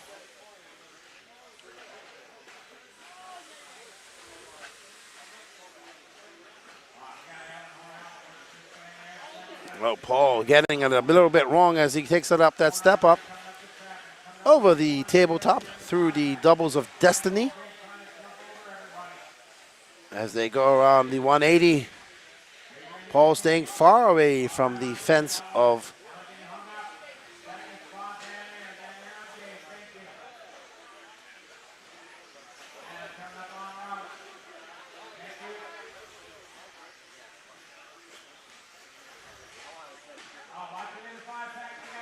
all righty then. Al Horn out there flying right now. Let's see when he comes across this loop. A 20.1. Let's see what type of gap he has on Chris Van Air. He is, Paul Wynn up to that second spot, 7 seconds back. So Paul getting by Van Air. Let's just hang back here. This is a good race right here. There's Paul. There's Chris right behind him. Oh, great pass by Chris in the air. We've seen a few passes on that step down.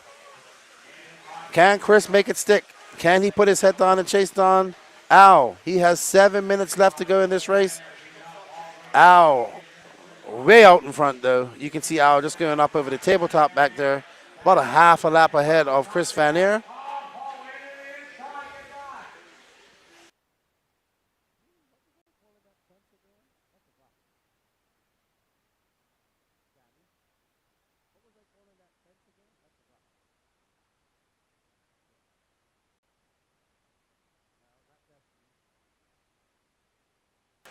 The fence of justice. Exactly. We are on board with Paul Wynn. He is about 8.1 seconds back of Alan Horn. So Al just running away with this at this moment. But with 6 minutes and 12 seconds left to go, anything can go. Anything can happen. Right now, that is actually Chris Meyer Jr. and Otis Christensen. That is actually the battle for 4th and 5th that Paul is going around right now.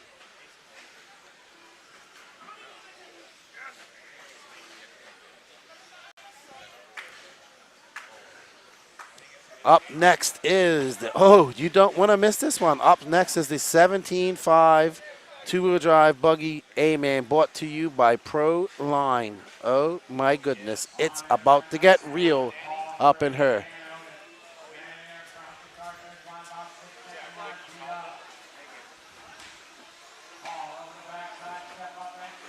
What?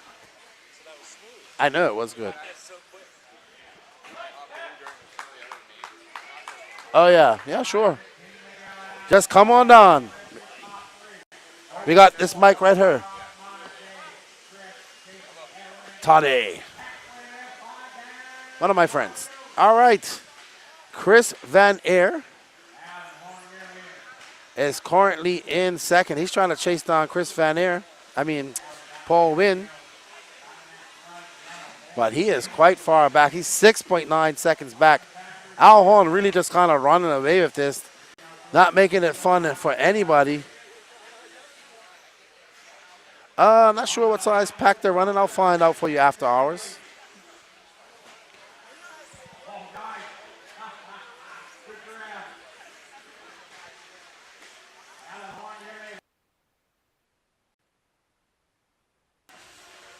Paul Wynn about to have some.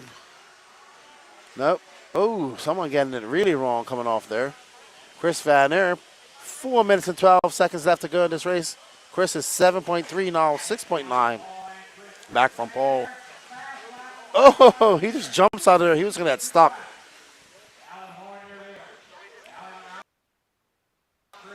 There's Al Horn. Coming up on Chris Dosek. Al is in the zone. Let's follow Big Al around the track for a little bit.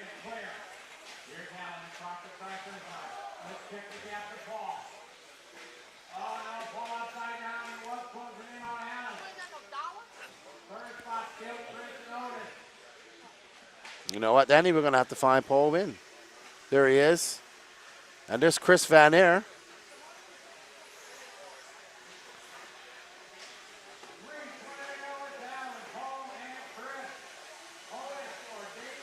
Oh, man, Paul's having some issues, it looks like, out there. Like, he can't get the power on his car. Sometimes you see a driver just kind of shaking off the cobwebs like a boxer, looking a bit shaky out there. Sometimes it fools me, or I almost think it's a broken car at times. Thank you, Patrick.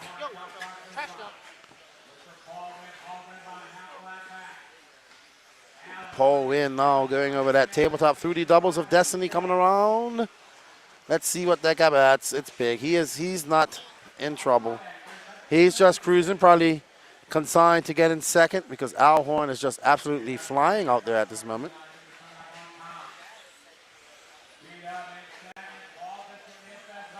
There's Chris Van Aer.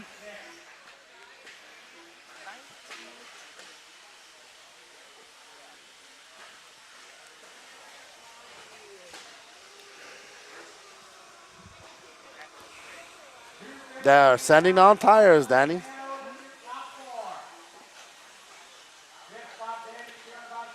Al Horn kind of making this a boring race for everybody else because he's just running away with it. He's got a 10-second lead on Paul Wynn. 1 minute and 55 seconds left to go in the Reedy 40-plus two-wheel drive A main. Your orders: Al Horn, Paul Wynn, Chris Van Aer, Otis Christian, Dave McEwen, Rob Meyer Jr., Edwin McTorris, Chris Dosek, Tom Sherman, Johnny, and Jason Westphal.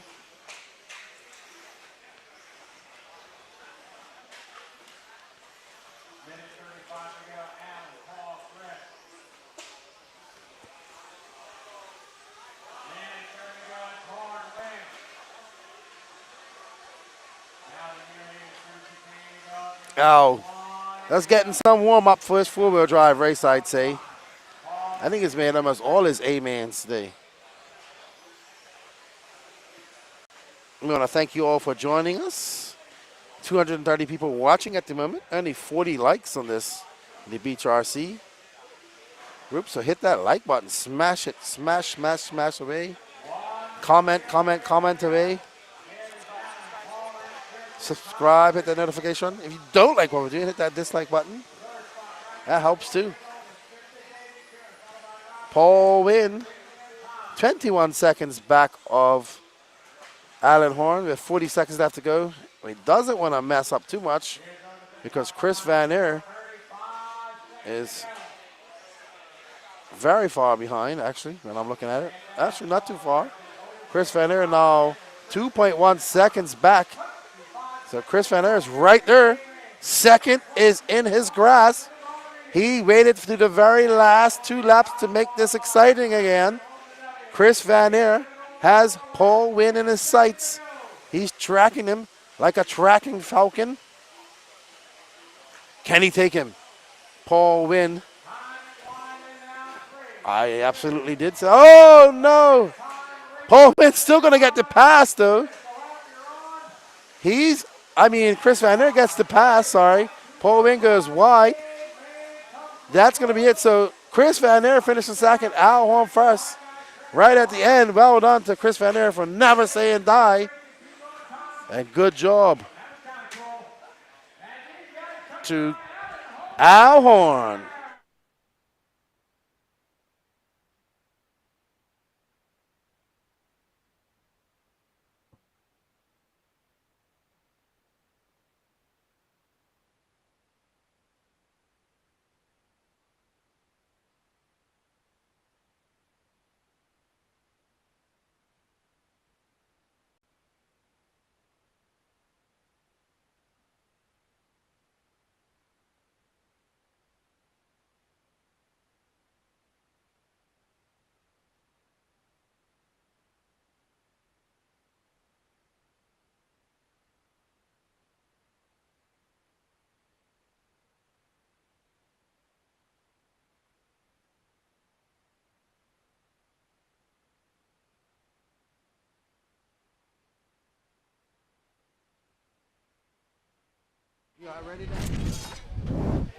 I'm here with Big Al Horn, who just won two-wheel drive in an absolutely boring race for me to call because you got out to the lead and you didn't make any mistakes and you just won it. You know what? I got to do it. I had to do it. My kid's been teaching me. He's been yelling at me that I never did it. I had to do it. The race was kind of boring, but I'll take it. It's very tough out there. A lot going on, a lot of traffic, just a lot for an old guy's mind to handle. And 10 minutes is a long time. That's right. Good job, man. I thought that you and Chris would have an epic battle, but he kind of had some mistakes. He actually came second in the end, so good job. You got a couple more mains to go, and let's see if Aiden can get up there as well in his mains. One more to go. It's Aiden's turn now. There you go. There you go. All right, man. Congratulations to Al Horn. He won your 40-plus two-wheel drive buggy. We're going to get back to the 17.5 stock class coming up next.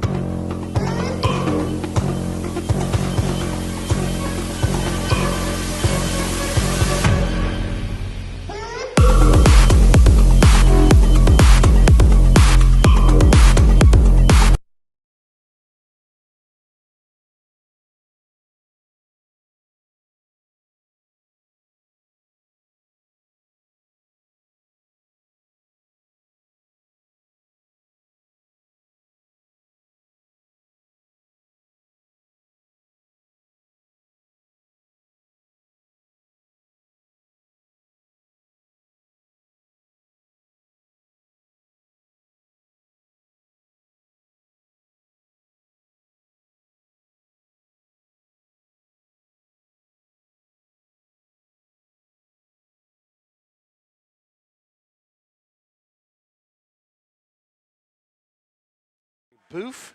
is the one and only man who probably should have been in this race but isn't, so he's coming over to help me commentate. Patricio Orasater. That's not the type of greeting I was expecting. There we go. All right, dude, so we got a fully stacked herd, 17.5 two-wheel drive buggy A-Main, brought to you by Pro Line. Kyle Go, one of the favorites here to win this by second. Another favorite, which is Mason Templeman and Doug Leverrier. But I have a feeling that we're going to see somebody who isn't expected to do it throw a stick in their spokes today.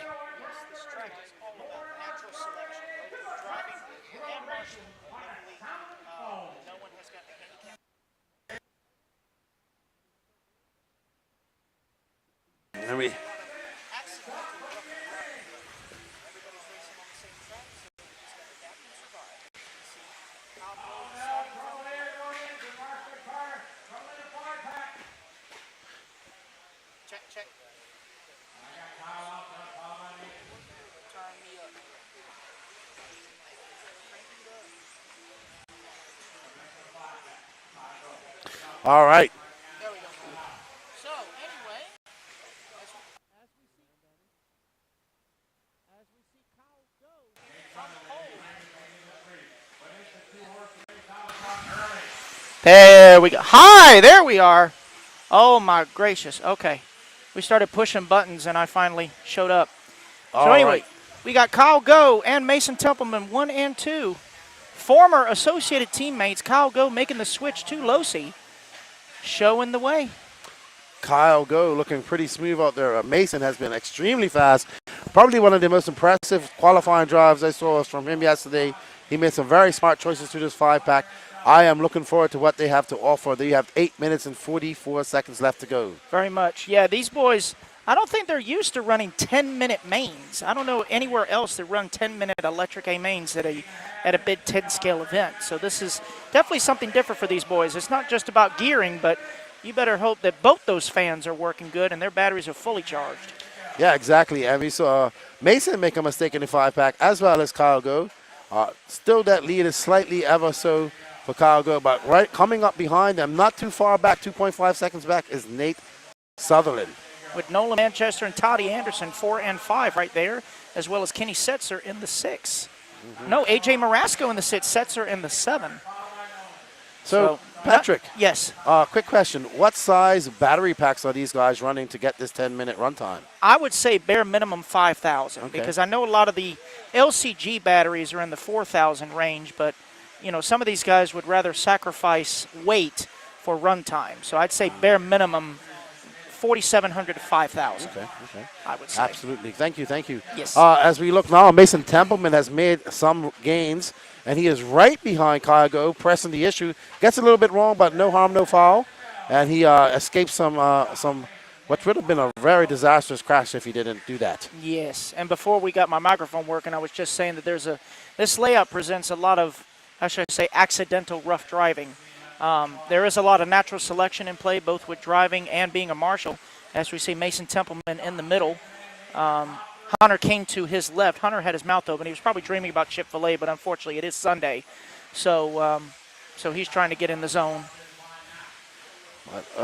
Mason Templeman now. Look at that. Nate Sutherland in the 3, 18.4 hot lap for 17.52 wheel buggy. We missed it because Mason Templeman has now taken over the lead.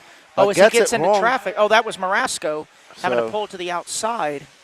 Right now, the race is on. There is Templeman in the red and blue, followed by Kyle Go in the yellow and green. Kyle Go, a former master of stock. Mason Templeman, very fast last year as well. Oh, Kyle Go big. Actually, I believe this was Mason here last year for Masters? Yes, he was. Okay, all right. Cool. But big air pass by Kyle Go. But Mason right behind him, 6 minutes, 19 seconds left to go. And 1 second behind in the number 3 spot in the solid green. That is Nate Sutherland, so Nate trying to get a piece of the action. Exactly. He's now in the shot, actually. As we see that dreaded 5-pack trying to claim another victim. All right. Danny, let's keep these 3 cars in the shot as much as possible. Kyle Go coming by for 19 flat. Mason Temple, 19.7. Nate, a 19.2. Mason getting involved in some traffic issues right there. Yeah, so Nate trying to find a way around Mason. But Mason right now, Mason to the inside. He was about to say he is in a Losi sandwich right now, but that B6 of Templeman now out front with Kyle and Nate right there. Now Nate's going to try and challenge his teammate, looking to the inside. And right behind them, Doug Laverdier. Sorry, I thought that was Kenny Setzer, but he's actually being lapped. But Doug Laverdier, the other person that was going to challenge for this, weighed on in fourth. Yep, our reigning national champion here in 17.5 per Roar rules. Currently scored in that number 4 spot. Doug has actually had a pretty good weekend here. He's he was doing good with us in truck, and anyway, he was doing now. All right, y'all, hug it out. Nope. All right. Oh wow. Anyway, Oh, so wow. That was interesting. that was they were actually going neck and neck through the 5-pack, same exact line. Neck to neck, shoulder to shoulder, and they clotheslined each other practically. Exactly. So all good for you know who. Yep. Mason Templeman. But you know who is coming into the picture? It is Doug Laverdier.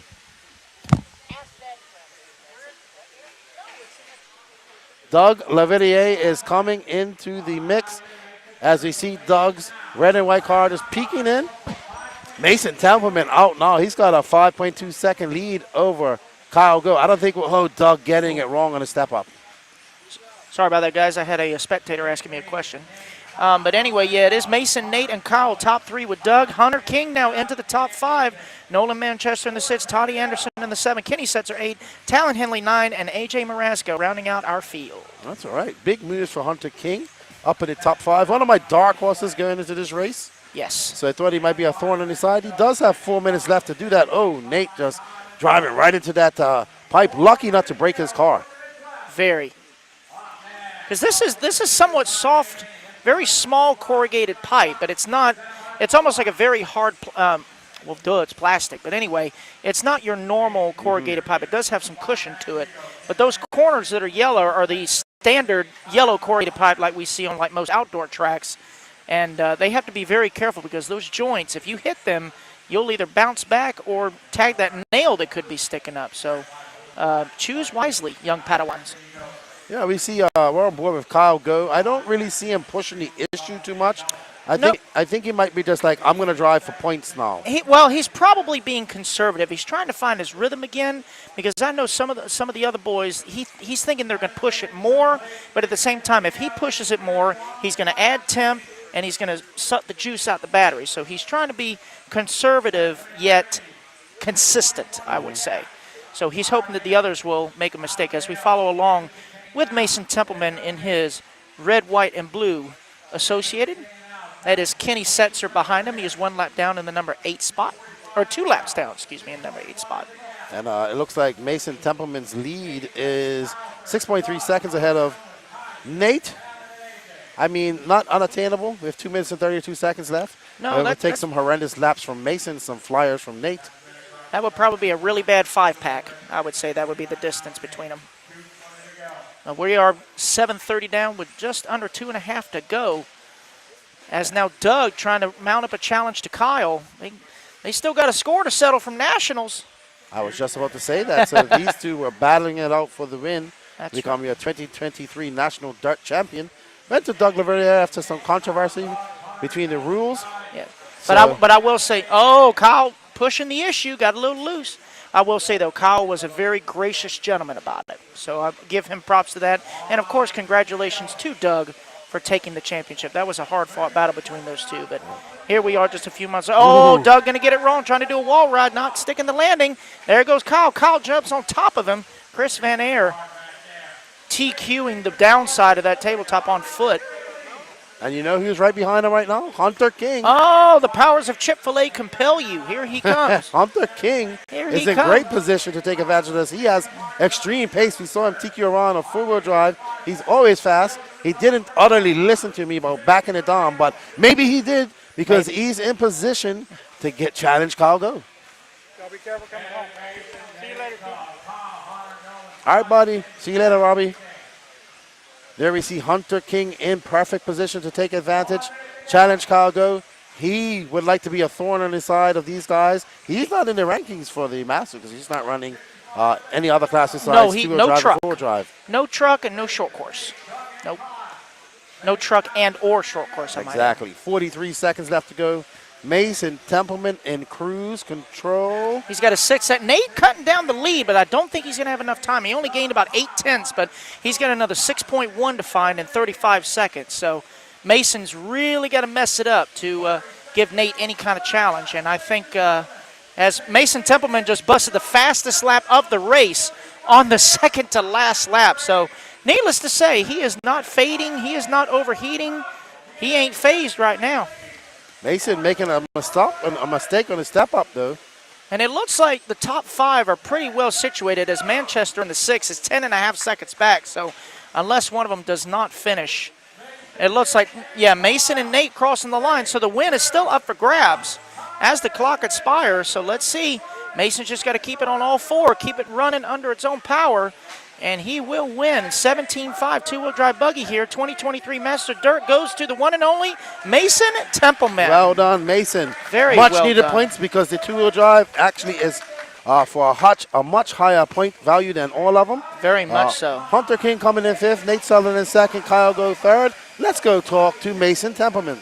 And Doug LaRiviere in the 4th spot. Nolan Manchester sits. Toddy Anderson 7. Kenny Setzer 8. Talon Henley 9. AJ Marasco top 10 overall here this weekend.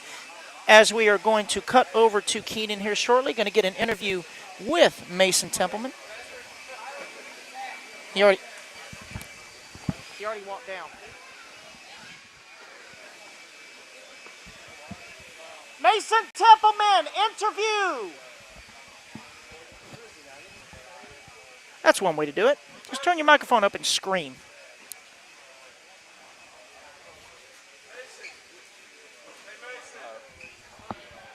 Robbie, Michael, all of them are leaving.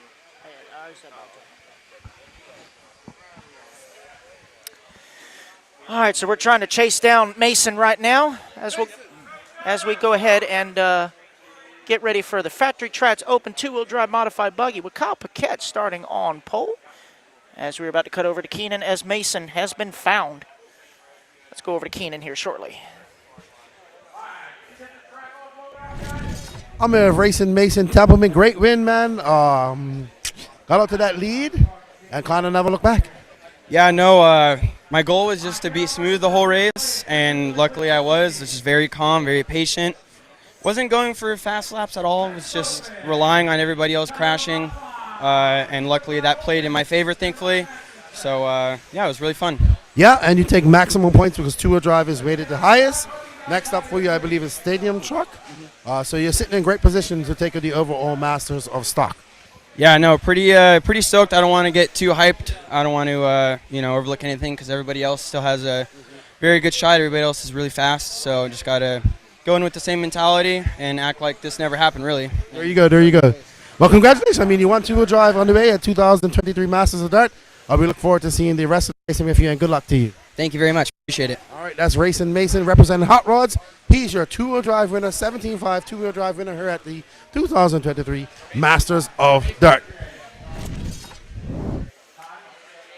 All right, so here we go. Race number 56 of 63. Open two-wheel drive modified buggy presented by Factory Tracks. It is Kyle Paquette starting on pole.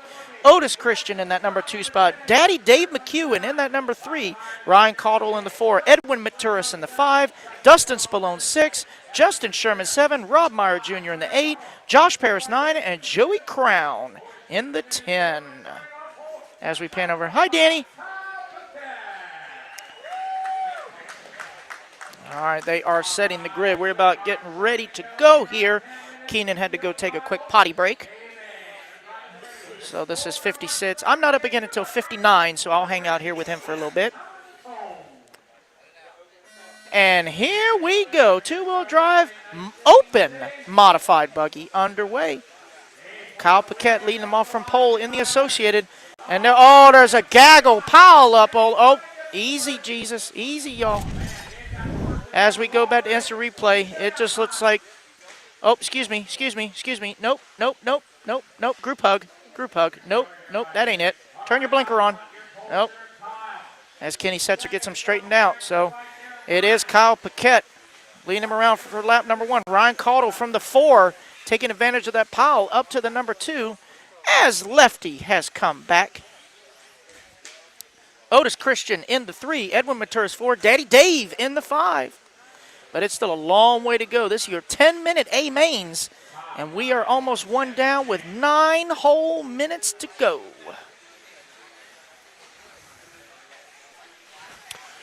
All right, so Kyle Paquette, did he change his body? No, that's his normal scheme. Okay, I thought that was the white car for a second. No, his the other scheme you're talking about, his full wheel's a little different. His full wheel's a little lighter, but this is his normal paint scheme. All right, so we are on board with Edwin Maturis. Edwin Maturis. Edwin's been racing a long time. I remember he used to, he came to our track in the early 90s. Oh, really? Yes. Edwin's been, I think he just got back into the hobby not too long ago. So. Okay, so he's a local from around this area. No, actually, he's from the Panhandle. Oh, originally. okay, He's a okay. Florida boy. Yep. Got you. He goes along. There's another Florida boy that needs to get back into racing, little Johnny Walters. Well, he ain't little no more. He's almost 50. But yeah, shout out to Johnny Walters if he's out there. Come on back, Johnny. All right, but look who's up to 4th, Dave McKeon. Dave having a very good Masters, too. I think he's in short course. Hey, I think he started in TQ in short course. And Dave McEwen is TQ yes. in short Yeah, that's what I'm courses. talking about, Dave Oh, McEwen. I'm sorry. My bad.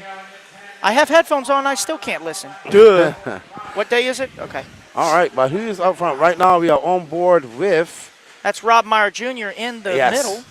And we are following that car. Well, there's Rob Meyer Jr., that green and yellow car, actually. Yes, I believe. Who is that? I think. That is That's Otis. Otis Christian. Hey, good seeing you, man. Safe travels. So it is Kyle, Ryan, Edwin, Otis, and Rob, top 5. And then it's Joey, Josh, Daddy Dave, Justin, and Dustin. Ryan Cottle up to 2nd. Good move for Cottle. I think that's on board with Kyle Paquette, who has been, to be honest, the fastest guy in this class all weekend. So no surprise that he's out to a decent lead. But with 7 minutes and 10 seconds left to go, anything can Kyle happen. right there in the middle.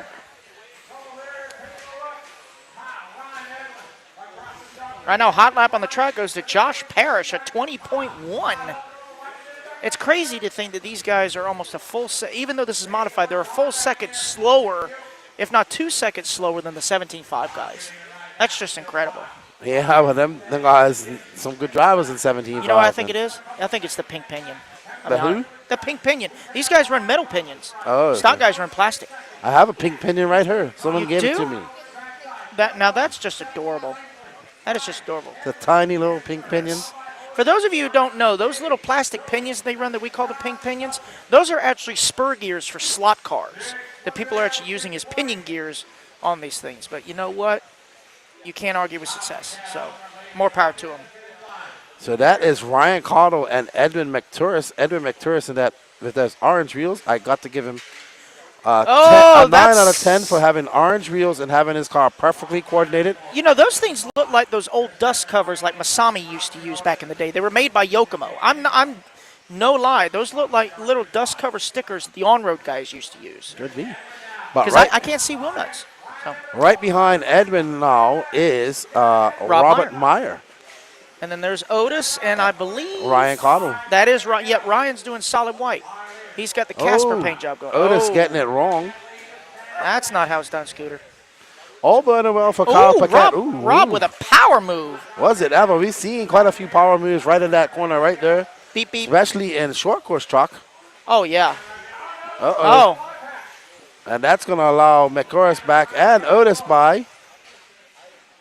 Caution 5-pack. That's going to be. I think that's going to be ringing in my ears. Like caution 5-pack is going to be like the ringing in my ears from like nitro cars after a long weekend. It's just caution 5-pack, caution 5-pack, caution 5-pack. Kyle Paquette comfortably out front, over a 10-second lead over Edwin right now. But he's got a back door full of Rob, Otis, and Ryan. So the podium is still very much up for grabs. Joey Crown is not too far back in that number 6 spot. No, sir. Oh, Rob finding traction where he didn't need it. Remember, kids, you don't need side bite if you're going straight. Rob Meyer Jr. now currently in that 3rd spot. Edmund McTuris just in front of him. He's got Daddy Dave right there, but Dave is On an 8th. yeah, he's 1 lap down, unfortunately. Rough start for Dave. I think Dave was in that lap 1 pileup that you missed out on. Nice and smooth for Dave through the 5-pack. Probably just using this now as practice for his upcoming races. He does have a short course race. You got Tyler Fenster, turn marshal right to us. I must say his catching of wild cars abilities are. he is not let a car. If a car is coming his way, he is able to catch it. And now we have a battle for second. Edwin McPherson in the orange wheels. And Rob Meyer pushing the Jr. issue. in the green wheels. That is Justin Sherman right behind him. He is also lap traffic.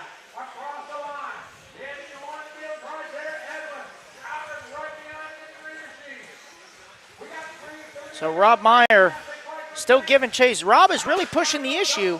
While Edwin is just, taking it nice and easy, Sunday cruise, not taking too many chances. Well, Rob looks like he's just giving it all he's got as we follow along with Edwin. Solid orange discs. Edwin right behind him, though. Rob Meyer just has a little bit more pace. Edwin going single, double, double. Oh, yeah. If Rob can find his rhythm, his car looks really good, but he's pushing the issue a little bit too much. Oh, Edwin looks a little loose. Rob's going to capitalize. There he goes. Rob with an outside pass. Now Rob Meyer to the number 2. Rob busting out a 19.9 back on lap 15. But to be fair, Kyle Paquette has a 17-4 lead. A few mistakes, and that will fall. Yeah, actually the pace has fallen. It was 10.1. Now it's 7.4. As we follow along with Rob, he's going to be coming up on the backside of Dave.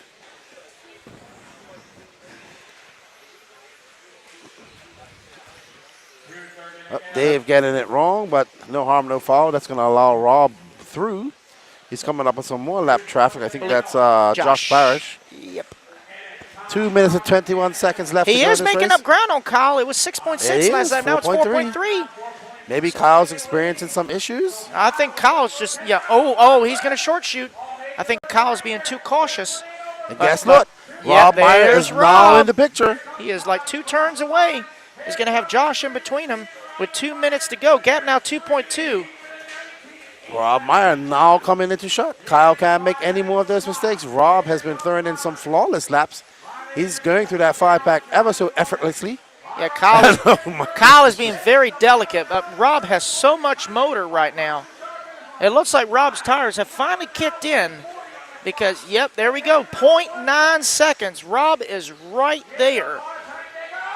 Oh, almost crisscross in the air. Oh, Rob is, goodness. Yeah, that's what Rob needed. So Rob Meyer now. Oh, Rob's going to spin out. Kyle's going to collect them. They get all tangled up with lap traffic as Dave and Josh are right there. Dave and Josh are actually battling for position. They're battling for 7th. Wow, all that hard work Rob done just to let it go in that 180. What a shame, but he'll get it back. Oh, yeah, got as 1 Paquette minute. Makes a mistake. Oh, no, and Kyle's Rob on just top of the jumps hill. over him. Oh, Mason marshalling the first car that crashed. Very good job by the turn marshal. Unfortunately, you have to run past it, but that's the moral thing to do. Always get the car that crashes first. There's Rob Meyer with 53 seconds to go. The gap now 2.6 behind to Kyle. As we see Rob going up. Oh, no, just as he tries to play it safe, he makes a mistake. Yep, he checks just up keep too tripling late. it. Kyle Paquette. Kyle getting tangled up with Josh. Kyle Paquette having a horrible lap back there. Yeah, look, Kyle has no traction. It looks like he had traction early on, but now he doesn't. Rob was the other way around. He didn't have traction early on, but now he's got it. And Rob's going to get it wrong again. Mason's right there. But the gap is 4.2, so it's going to be one more lap coming back toward the line. Paquette going to get across the line, so it's not over. One more lap to go and as Kyle trying to close. Right behind him right now. 1.3. All right. So, it's going to make it break. There it is. Kyle's going to pass by. Oh, Rob's going to stuff it again. Oh, no. Oh, no. And there's Edwin right there for the number 2. Kyle Paquette going to get the win. Wow. So who's going to get second at the line? It's going to be Edwin Maturis, Ryan Caudle, Otis in the 4, Joey in the 5, Rob Meyer not even making the top 5. Oh, man, tough break for Rob, just falling apart right there on the last lap. So Kyle Paquette taking the win. Edwin Maturis in the number 2, Ryan Caudle 3, Otis Christian 4, and Joey Crown the top 5. Rob Meyer not finishing, but he will be scored in the number 6 spot. Dave McEwen 7, Josh Paris 8, Justin Sherman 9, and Dustin Spallone pulling off early.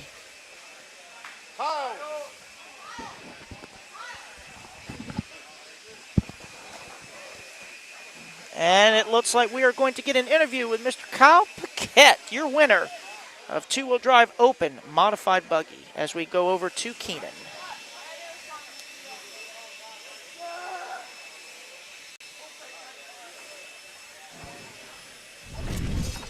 I'm here with Kyle Paquette, who takes an exciting win in two-wheel drive open. Wow, man, talk about an exciting last lap finish. Yeah, I thought I had a good lead, man. I was just taking it easy, and next thing you know, I seen a green bullet coming behind me. I'm like, this guy is flying. But he caught me, passed me clean. I made a mistake. He got around me, and then, he made a mistake at the end. This track's just not forgiving when you make a mistake. You just got to stay on all fours, and that's what I did. Congratulations, man. You was the fastest guy here. You took TQ in all 3 runs.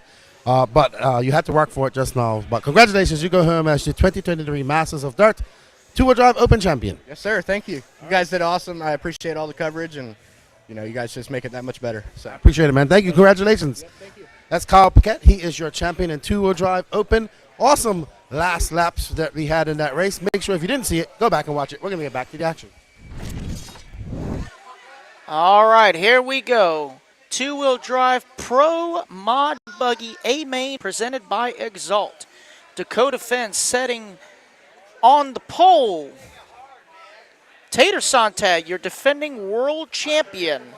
Starting in the number 2 spot, Spencer Rivkin in the number 3, Brennan Schimmel in the 4, Brock Champlin in the 5, Aiden Horn in the 6, Lee Setzer 7, Ryan Mayfield in the 8, Dustin Evans taking the win in the B-Main starting in the 9, Ty Tessman finishing second in the B-Main starting on the final spot, number 10.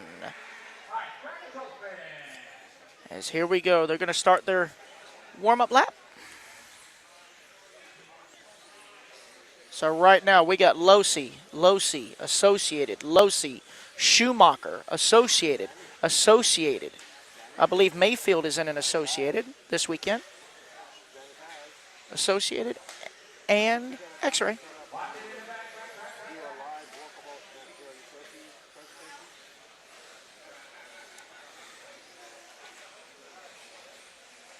So the only real, how should I say, dark horses in here. We've got Brock Champlin in a Schumacher and Ty Tessman in an X-Ray. Everyone else is either Losi or Associated. I mean, but I would expect any of these guys to be in the A final. So, no, again, this layout being natural selection, it was really all about not just talent, but honestly just pure luck. yeah. Yeah, I mean, you got to have some really athletic people to marshal not only that 5-pat but the bat tabletop, because if you get, how should I say this? If you get Grandpa Moses marshaling the bat tabletop, in the words of Jader Lopez, it's going to be a long lap. It's going to be a long It's lap. going to be a long lap. Jake Lasco says hi, Patrick, with a smiley blow kiss face. Great. Now I got to go walk around to. Yeah. Okay. Anyway, thank you, Jake. All right, so Dakota fan getting out there a little late.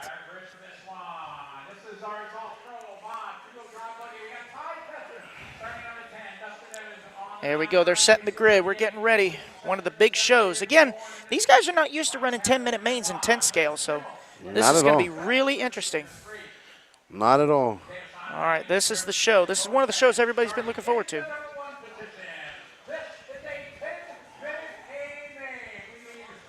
All right, here we go. This is race number 57 of 63.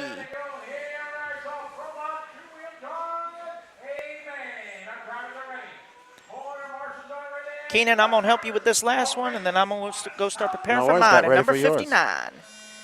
And All they're right, off. here we go. Kick the tires and light the fires, Big Daddy. Dakota Fan off to a good start with Taylor and Rivkin right behind him. Brock Champlin right there as well. Meow. Brendan Schimmel. That's Schumacher. Oh! Oh. Losi teammates using each other's landers. And there we go. Now you really have a Rivkin find himself in a TLR sandwich. Oh, and he's the meat. Whoa. Whoa. Wow, hey, we got two defending world champions, second and third right now. Dakota with a box full of nationals titles. Oh, man. Rivkin. Got so much talent on this track right now. Absolutely. Rivkin looking good, bumping up 3 times in forward drive after breaking in his 2 of his 3 qualifiers yesterday. But he is in the A-main. Lots of track time for Rivkin. Oh, but Spencer not getting that lander right. That's going to allow Tater to pass by for the 2. Absolutely. They getting racy already. We just started. Yeah. 1 down, 9 to go. What in the world? Yeah. All right, we're racing. Duh. Fenn, Sontag, Rivkin, Champlin, Lee Setzer in 5th, Ty Tessman in 6th. Yeah, Ty's the second place in the B main, starting dead last, has already worked his way up into the top 6. So Ty is Absolutely. on a mission. Good to show that this layout, although challenging, is providing challenges for everybody. Even if you are in the top 10 or starting 10th, you can charge to the back and get a victory. Oh, this is, you Ooh, talk what about a- this thing leveling the playing field as we see Tater getting in the fluff. That's going to allow Spencer to take the number 2 back. Spencer doesn't want to let Dakota Fan get out to a lead or get some clean air. No, He's but going to set Brock- his sights on him. Yeah, but Brock is not too far behind. That kitty cat, Schumacher, not too terribly far behind. Not at all. He's coming into the shot. And Rivkin is actually pulling Tater along. Tater's just hanging on to the rear end of that car. And You they said- are chasing down. Tater Dakota Stater. Fan. Tater Stater. Tater Yep, Stater. that's what you said. Oh, man. So Tater and Spencer. Oh, Tater going to get a little greedy with that turn. That's going to allow Brock to take the number 3 away. That's going to get the breathing room that Spencer needed. But Dakota trying to pull away. 1.2 is the gap. 1.6 now back to Brock. So now Brock's got to deal with Tater. The Lee receive. Setzer in the 5. Oh, man. Rivkin. I wish the wall was turfed. Rivkin is starting to. That was an 18-4 for Rivkin, but Fenn following that with an 18-2, so Yeah, not Tater gaining too busted much up. time. Tater busted his fast lap 17.9. Uh-oh, Rivkin Oh, getting it wrong. who getting it wrong? Oh, that was Spencer. And Sontag so- getting it wrong, so. Brock now to the 2. Meow. And the person smiling right now is Dakota Fenn as he goes over the 5 back and says, hi, guys, bye, guys, see you later. Deuces. All right, yeah. Dakota's like, yeah, I'm going to let them boys play. I'm gone. So let's see if he can defend his pole position. Yeah, he would want to take the Masters of Stock. Did he take Masters of Mod last year? I believe so. No, last year was Rivkin. He Yes, took it it the was. year It was before. Rivkin. It was Rivkin. He took it in 2021. Yes, it was. Spencer was last year. Oh, Taylor getting it wrong. Rivkin right behind him. Tell you what, the face of that jump back there, you really got to choose your Oh, your yeah? line wisely, because if you hit it too far to the inside, do a barrel roll, because you will. Okay. But remember, like I said, Rivkin does not need to win this. Yes, he would like to win this, but he really doesn't have to. You do not have to win all 3 classes to become the master of. No, it's Pro. all about where you finish. It's not necessarily having to win, but getting a podium would be nice. Top 3 would be better. Absolutely. And winning would be the best. So now Tater's got a backdoor full. Oh, as they get it wrong. Great Oh, Spencer pass. with a beautiful inside On the move. outside, too. Yes. First time I've seen him do it on the outside. Yes. And that back corner there is kind of blind, so you really got to point and shoot. So that was beautiful, beautiful timing right there. Oh, boy, natural selection. Nope, we're good. All right. Well, Rivkin trying to put his head down. He's got 5 minutes and 33 seconds. This is pretty Oh, and much Tater another getting race. tied up with all kinds of lap traffic. So he's basically Oh, no, got another no. race. Is Tater broke? Oh, no, looks like problems for Tater. Oh, problems for Rivkin as he goes nose high, lands on the rear right. Yeah, it looks like oh, he's not. Oh, there he is. Okay. Oh, he had a long lap, 38. Showing on our side. Tater still there. Yeah, it looks like, I think Tater may have gone to the infield, missed the lap. Okay. It's quite possible, unless he had a ball cup come off. I don't know. I he think did- it's missed a lap. Well, he looked like he stopped in front of traffic. Not sure about that. So, but anyway, yeah. So we're Let's find Brock Champlin and Spencer Rifkin because they're about to be together. there's Brock coming into the start-finish line. There's Dakota right there. He's got, I believe that's Aiden and Lee behind him. Yep. Aiden and Lee are battling for that final podium spot. These guys kind of let Dakota Fan get out to that lead, never look back. And that's exactly what he's doing with 4 minutes and 20 seconds left to go. But lots of time. He does have a 5-second lead over Brock. He does, but as we've seen anything, we've seen these races come down to the very end. So anything can happen in the 4 minutes and 9 seconds left to go. Yep. Yeah, I believe it is true that Tater unfortunately did have a ball cup pop off. So he did not miss a lap. He did have to get fixed. As we see the emperor of everything, Martin Owen, tuning in to see how his Schumacher kitty cat is going, as you say. Yes. I'm sure someone can definitely report back to Mr. Cecil that LD3 of Brock Champlin is looking very well here on dirt. Brock now in second and third, as Spencer Rifkin did get by him. Spencer now, let's get on Spencer, because Spencer's on a tear. He is now 8.1 seconds back of Dakota Fenn. There's Spencer right there. So He and Brock are only separated by 1.3 last time by the line, this time by 1.1, so Brock making up a little bit of time. But you can tell that Brock is definitely pushing it a little harder than Spencer. Spencer's just getting in his groove. But, yeah, Spencer's able to triple single while Brock doing the double-double. let's see coming when back they come toward the around the line. Still 8.1, so no gain for Rifkin. Maybe just I'll settle for second, and if first does come to me, it will be great. But like I said, just because he got second does not mean he is not out of the hunt. No, Brock, though, would want to say something about that. Brock is making up ground. He gained 4/10 last time by the line. Oh, he lost 3. That little bobble on that back tabletop, which again, that lip, you don't want to do a barrel roll. Ooh, very close there. See, Spencer's doing the triple single while Brock is gaining a little bit more ground doing the double-double because he can actually jump into the corner. As now Brock closing in 4/10. So here's the battle for second. Ooh, this is a good race right here. Ooh. And these two have had coming together over the years, Yes, They are not- former associated teammates. but not the best of friends, if you ask me.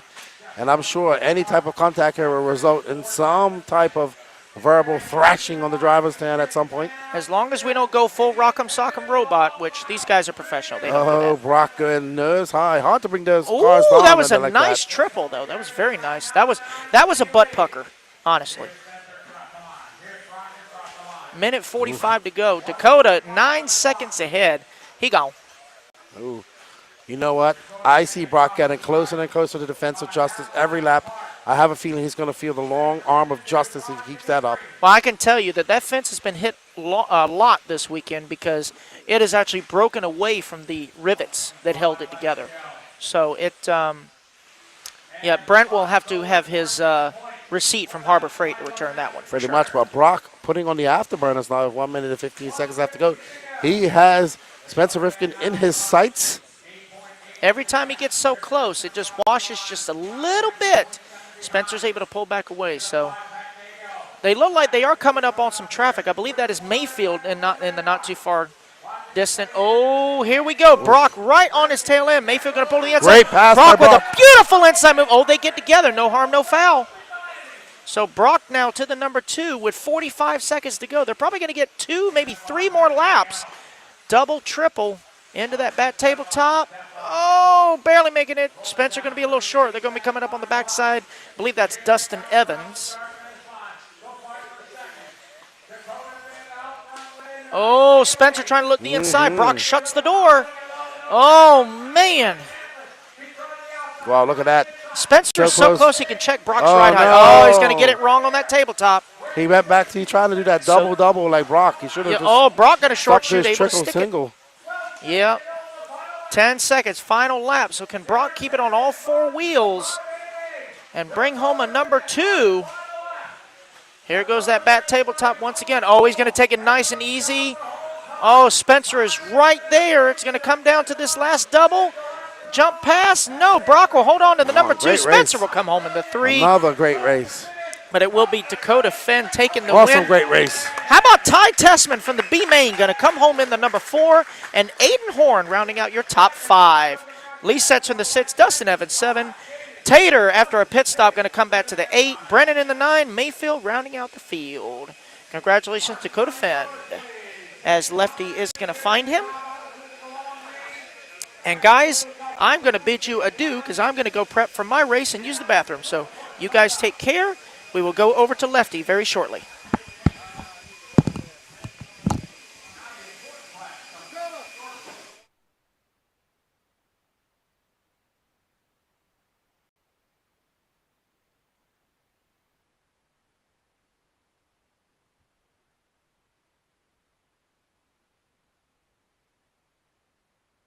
All right, Danny, you got him.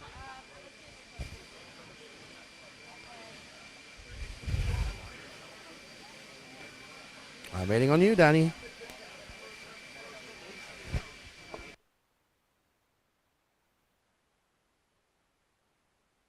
All right, I'm here with Dakota Fenn, who just took the win in the 2023 Masters of Dirt two-wheel drive. Congratulations. Great drive from you from start to finish. Thanks, man. Yeah, I just stayed mistake-free. I didn't have any crashes, just a couple little close calls out there, which I call it good in my book, man. That's a long time out there. 10 minutes feels like an eternity. I think 3 minutes in I had a decent gap, but there's still 7 minutes left. So normally there'd be 2 minutes left in a race. You kind of manage from there, but had to keep charging there until the very end. You do some crazy mistakes out there, and it costs you a lot of time. So just try to stay clean and conserve battery, just conserve heat, and just stay smooth and not do anything too crazy. Absolutely, and now you have maximum points because two-wheel drive is worth the most.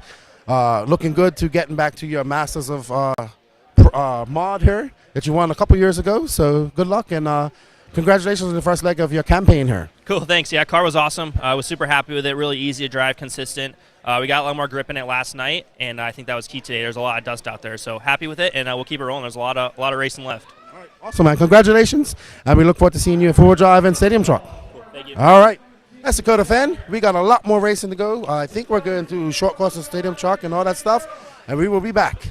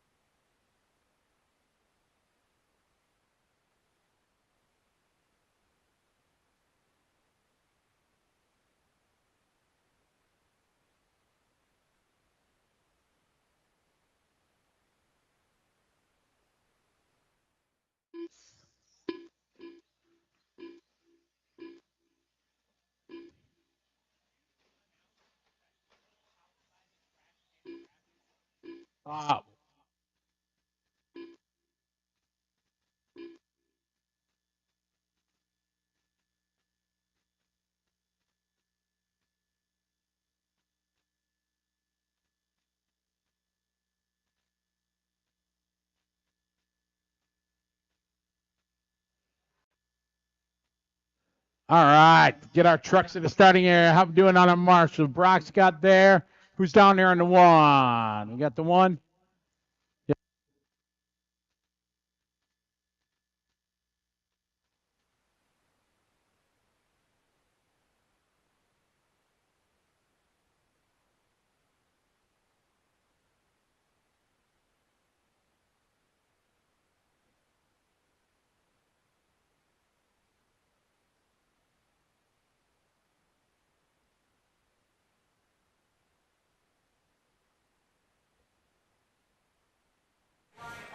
All right, we are back with your ProTech RC two-wheel drive short course. Amen.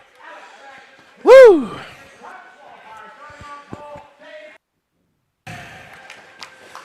Oh, and the driver stand is shaking. Dave McKeon out there in that yellow and blue, beautiful looking short course trucks.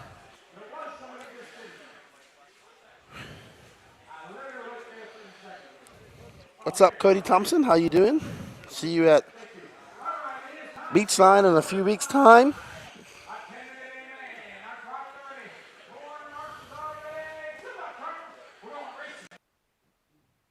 And we are getting ready for the start.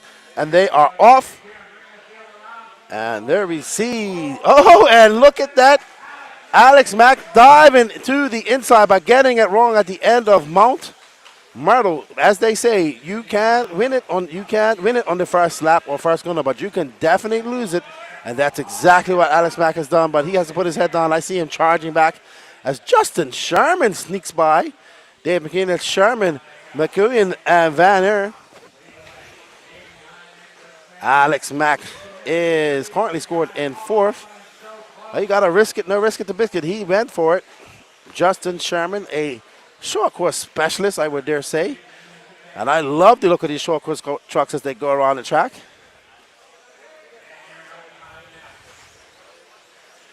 Sherman got that X-ray short course truck. Dave McEwen, the associated. There's Van Aert, he's associated as well.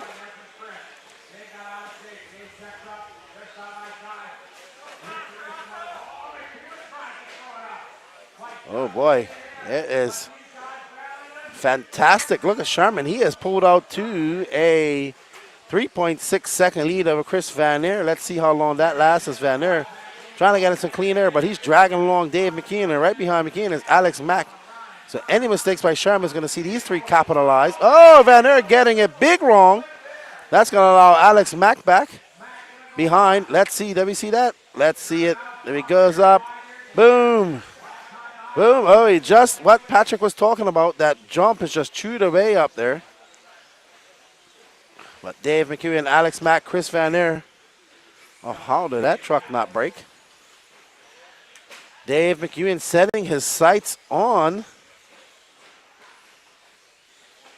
Dave, that victory. But now Sean Harding is in the mix. So it's Sean Harding, Chris Van Aert, Alex Mack all battling over for that third spot. Dave McKeon trying to set his sights on Justin. But they have a car in between. I think that's his dad in between them, Tom Sherman. So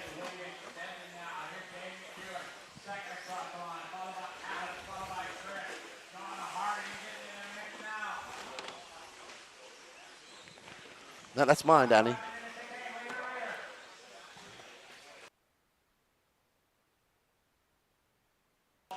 Okay. All right, let's get back to the action here. There's Chris Van Aert. He's currently in fourth. Oh, Alex Mack getting by Dave McKeon. There we are. We have the race. That is actually for a second. So this is the battle for the transfer spot. Justin Sherman out there on a Sunday afternoon drive, on a Sunday 5:19 drive. And there we see Alex Mack coming up on Arthur Stathopoulos, who's going to be a lap down here. Well done, Arthur. Dave McKeon hot in hot pursuit, and right behind them, Chris Van Aert. 6 minutes and 53 seconds left to go in this race. Lots of time for mistakes. It is not over till it's over. We've seen that McEwen going wide, Van Aert going, oh, Van Aert now up 2 seconds. Loses that spot once. Alex Mack now down to third. What a hectic half a lap that was. Woo! Alex Mack getting it wrong. Gonna get stuck in those pipes. All good for Van Aert. Oh my goodness. What an exciting short course race. Rubbin is racing.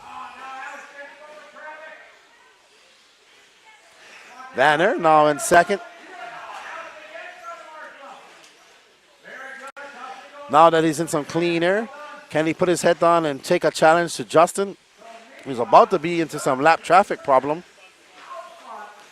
A 21.9 for Van Aert just now. Let's see. This is going to be a good lap for him because he is on the move. Up and across that double. Oh, getting a little bit wrong. That's a 22.9 for Van Aert.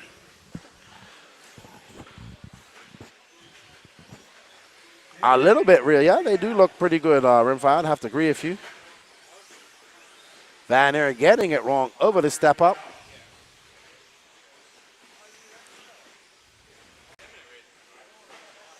Van Aert now 11.4 seconds back of Justin. 5 minutes, 26 seconds left to go. Where is Justin? There's Justin. He is in some lap traffic, got around Arthur Stathopoulos.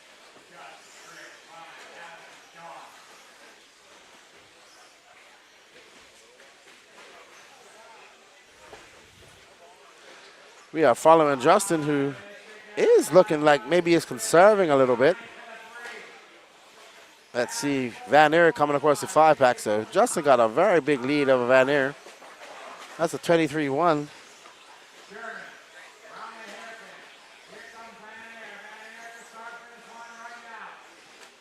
Justin taking that safe line, single, double, double. Just popping up over that step up.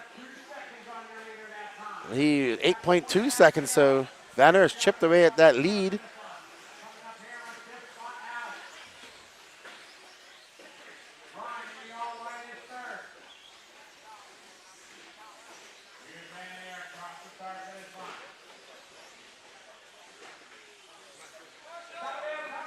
Oh boy, Justin weaving through that traffic. Chris Van Aert trying to mount a charge, but now that lead is up to 10.4 seconds for Justin. He is in the flow. Chris Van Aert going to find it very hard to catch him up, barring any big mistakes by Justin.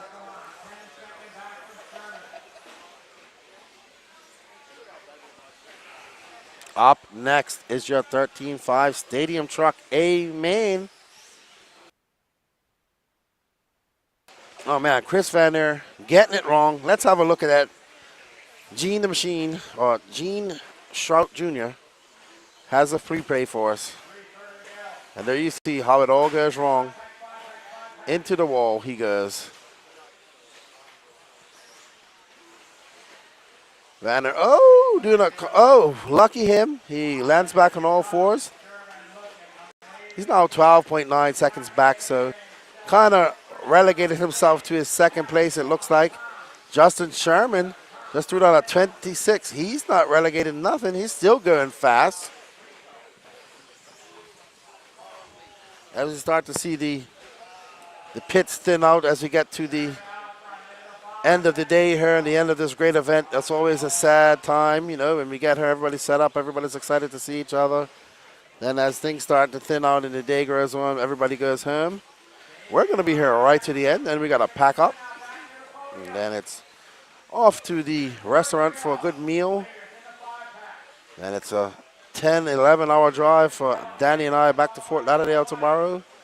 And I hop on a plane at 12 and probably won't get home till about 3, 4 o'clock in the morning on Tuesday. Well, right now, it's all about Justin Sherman, who is absolutely flying out there. 2 minutes and 21 seconds left to go. It's a shame. I was hoping for a bit more of a challenge. But I loved watching these short courses bang each other, bang doors, and bang each other in the corners and just go right at it. I think if there's one class where you can get a little bit rough, it's definitely this because it's all closed doors. All right, so let's see. Let's find a battle somewhere else here. Sean Harding and Tom Nicholson. Chris Van Aert. All right, so we are on board with Chris Van Aert. Ryan Cottle now taking that second place. So Ryan Cottle putting his head down right behind us, Dave McKeon. This is the battle for second here.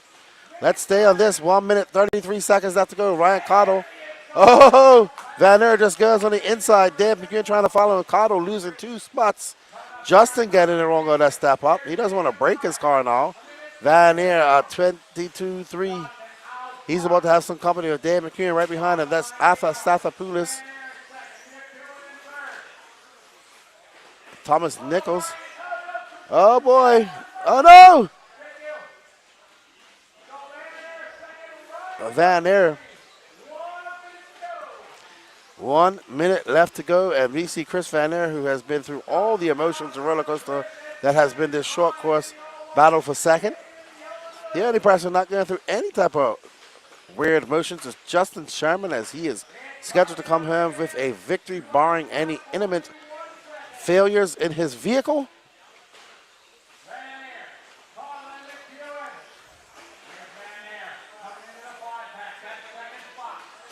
There we see Van Aert going up over the double, up and over the step up.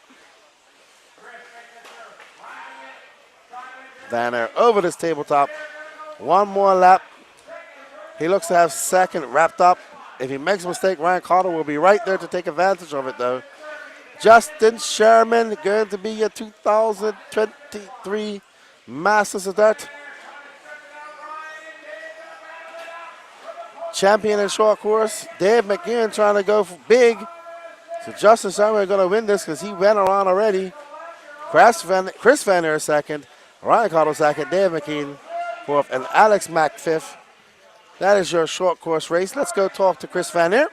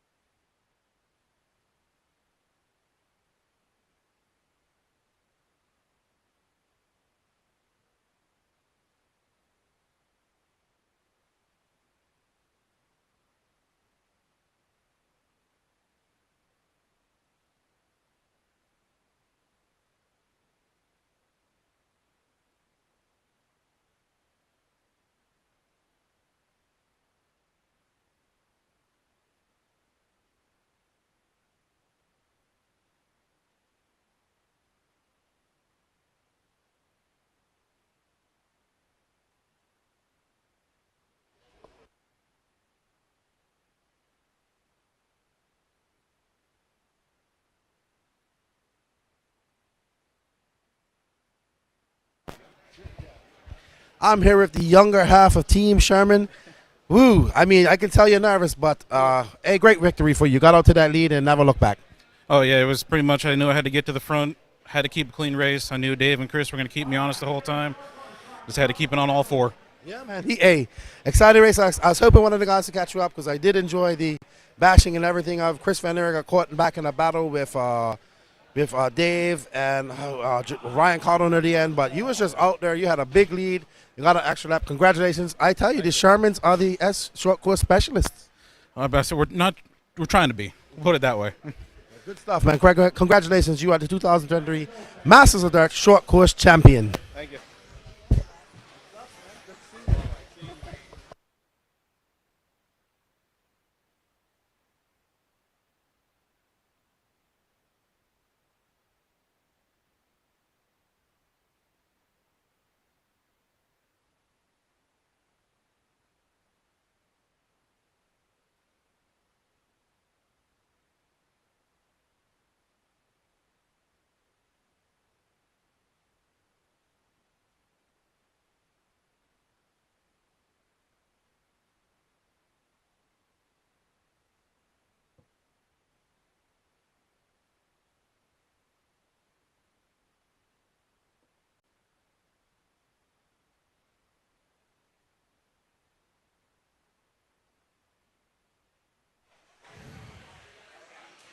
All right, we are back, and this is the Beach RC 13.5 Stadium Truck Race. A main, Doug Leverrier on pole, Kyle Go, Mason Templeman, Talon Henley, Andrew Kaufman, Trent Walker, Nate Sutherland, Patrick Rossiter, Jeff Stakowitz, and Greg Nicholas.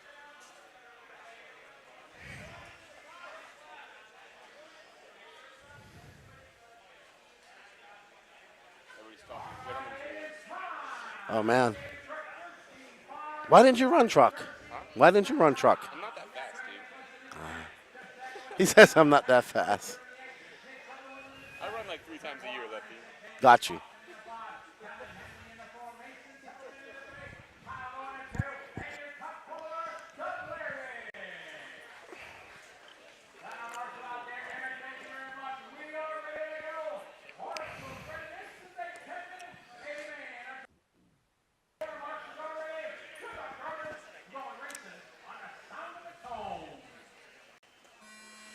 And they are off.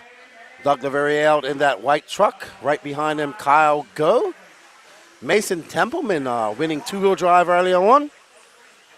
He would love to take a victory here. That would really, really put him in the lead for the Masters of Stock. And Kyle Go getting it wrong. Coming off that step up. We've seen lots of mistakes as that gets worn away. Templeman in that blue and red. Go in that yellow and green, and right behind them is Talon Henley. So these four are pulling away. Oh, Doug getting it wrong. That's going to give the lead to Mason Templeman.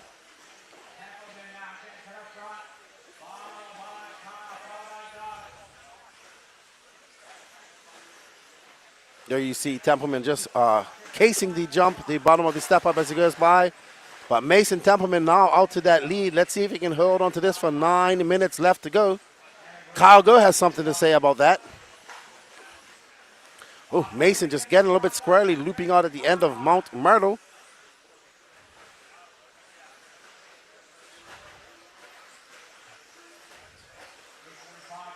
Kyle Go now into that lead. Remember that Stadium Truck is the third. So if two-wheel drive is the most points, four-wheel drive is the second most points. This is the third most points for these guys, but still worth it. Mason Templeman winning two-wheel drive. A second here would be good for him as well. But he's right in the mix to get a first with 8 minutes and 20 seconds left to go.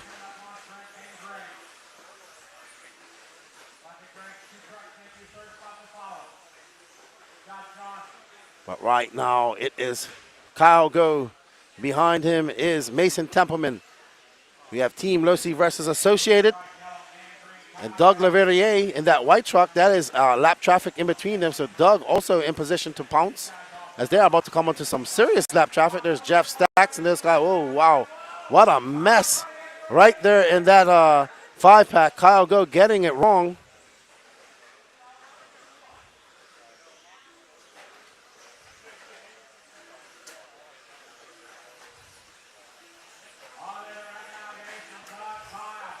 Kyle Go. Now down to third. Let's get up and find Doug Leverrier. He capitalized. There's Mason Templeman. Doug just in front of him.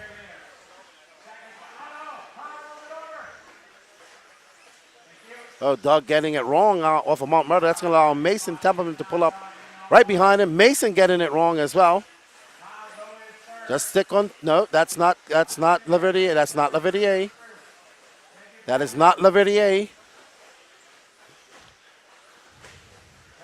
Let's go back to Mason Templeman, please. There we go. Mason Templeman right behind Talon Henley. He is currently in the lead. Leverrier, oh, wow. Threading the needle through that jump. Mason Templeman. Up and over the tabletop. Over the double. Up and down Mount Templeman. Mount Myrtle. That is now right between them has got to be, not sure who that is, but behind that white truck, that white truck in third position is Doug Leverrier. This is for position. What happened to Kyle Go? Kyle Go way back there, 5.7 back of Leverrier.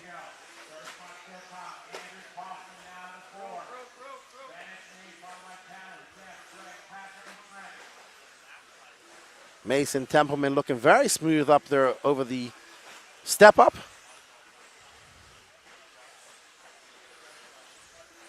Mason Templeman throwing on an 18.7. Doug Leverrier answering for 18.4. Kyle Go 19.2. So Kyle Go not even coming into shot at this moment. There you see him on the 5-pack. 5 minutes and 40 seconds left to go. Mason Templeman going around the 180. He's about to get in some lap traffic. I believe that is Andrew Kaufman. Well done. Talon Henley right in front of him. So Leverrier needs a mistake from Mason if he wants to get up. Mason not trying to make any mistakes, looking for another feather in his cap going in for the Masters of Stock.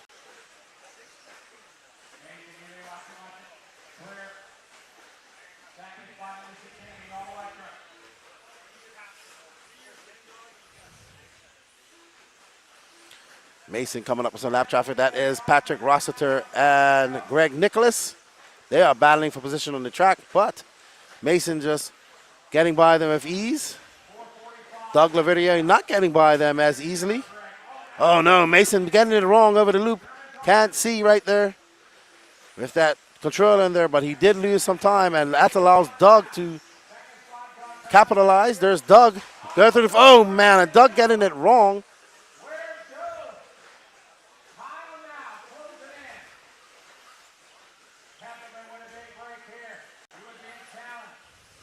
Now Kyle Go and Leverrier are very close together on the track. Let's see. There you go, Gene. You have it.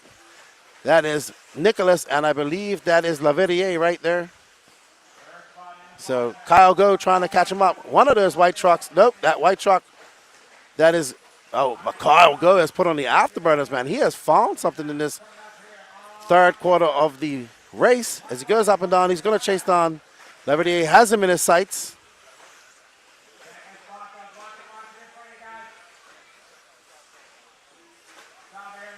Kyle Go looking, make a slight mistake. I don't think he had a weight just now. That wasn't his fault.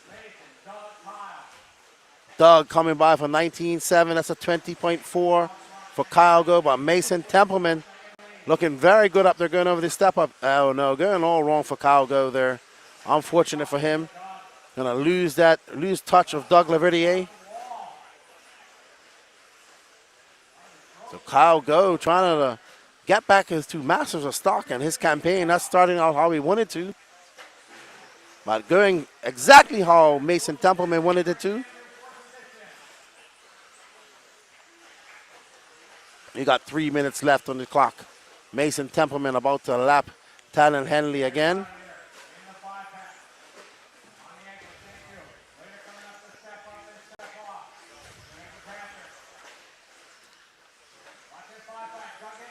Mason looking great. I mean, he looked solid all day in qualifying yesterday. He doesn't look like his phase.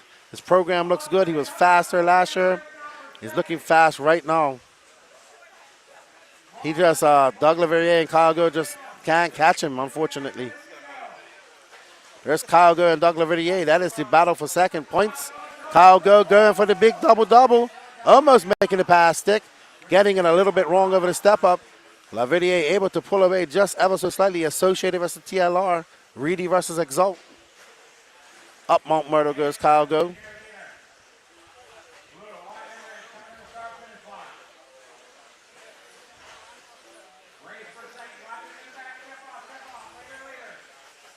Lavidier going over the tabletop next over the double. Let's see what it is when they come across the line.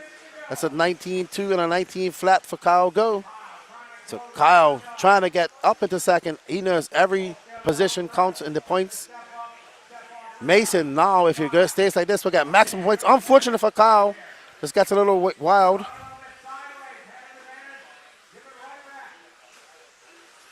You'll see. Yep, just cases that jump and gets on the gas a little bit too hard. And here we are back in the battle.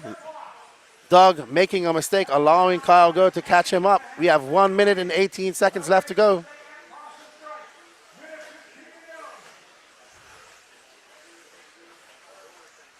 Doug not making too many mistakes.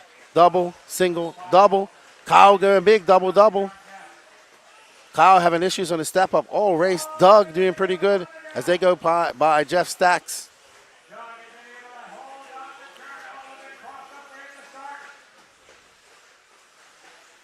Lavidier looking for second place. Got to go see where he finished in two-wheel drive. Oh no, Lavidier getting wrong. That's going to let Kyle Go by. Kyle Go just in position. 36 seconds left to go. We're going to see a race to the finish here. Doug Lavidier seeing that he wants to get back up at the second. Kyle Go, is he going to go big? Yes, he does. So does Doug. Up to the step up that's been giving Kyle some fits, and it gives him a fit again. Oh no.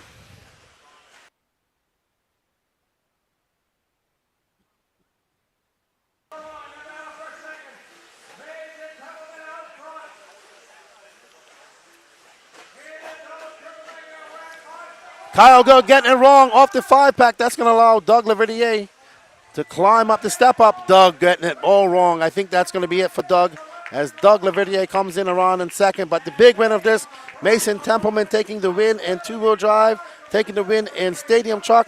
Let's go have a word with Mason.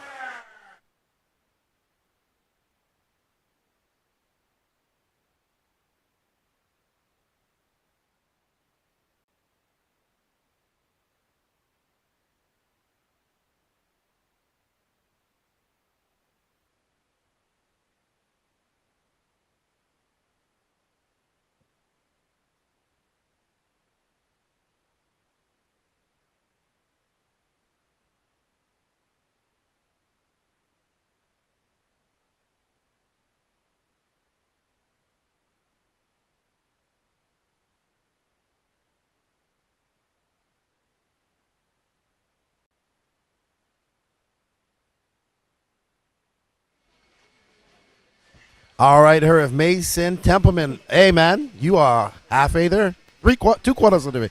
2/3 of the way there. Thirds, yep. No, we're excited for four wheel starting on the pole, so hopefully I can keep it together in that and just going to go in the same mentality I did this one, just keep it smooth. Everyone else is going to crash. Got to keep my cool, maybe focus on my lines and watch out for flying cars. Yeah, absolutely. I mean, we saw you get out to a lead. We saw you make a few mistakes, but great drive once again. You're carrying on from yesterday. I was talking on the stream how I felt some of your qualifying rounds were some of the smartest drives I've seen from anybody here this weekend. So good job and good luck. One more race to go. Thank you very much. Appreciate it. All right, that's Mason Templeman. He is 2/3 of the way on to becoming the Master of Stock here at the 2023 Masters of Dirt. We're going back to some mod stadium truck now.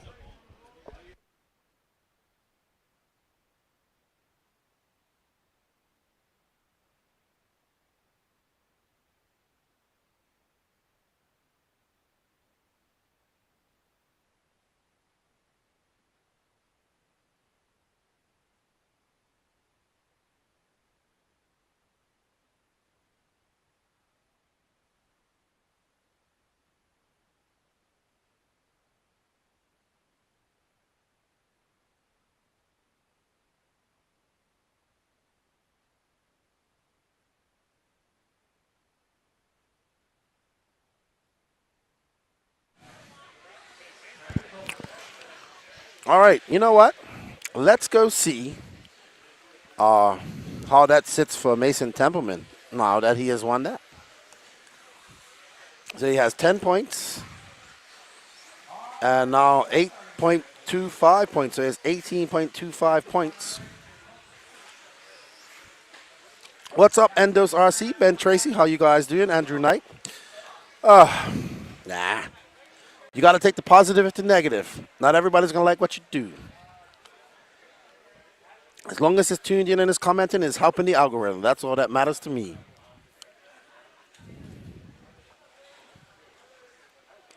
As we get ready for the Nitro Pro 40 Plus 4-wheel drive buggy A-main, Al Horn on the starting in pole, Chris Van Aert, Robert Meyer Jr., Dave McEwen, Shane McCall, Corey McEwen, Sean Johnson, Otis Christian, Mike Kendall, and Jeffrey Kaufman.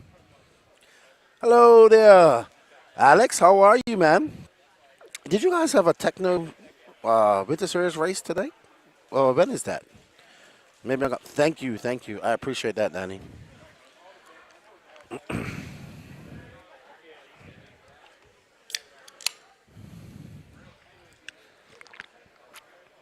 Awesome. Techno Winter Series at the Hobbyplex is always one of the toughest 8-scale series we have, to be honest. The competition level up there is immense. Immense. But thank you for tuning in, Alex. Greatly appreciate it. Hope you guys are enjoying the coverage and everything going on here. We are on race 60. We have 3 more races left today. So, absolutely great race to be attending. So happy for Brent to get such these big names in here. And we greatly appreciate all you guys out there supporting online. Don't forget to hit that like button. And unfortunately, Baker can't hear me because he's got his TV muted. But you guys can relay the message to him what I said. He's number 1.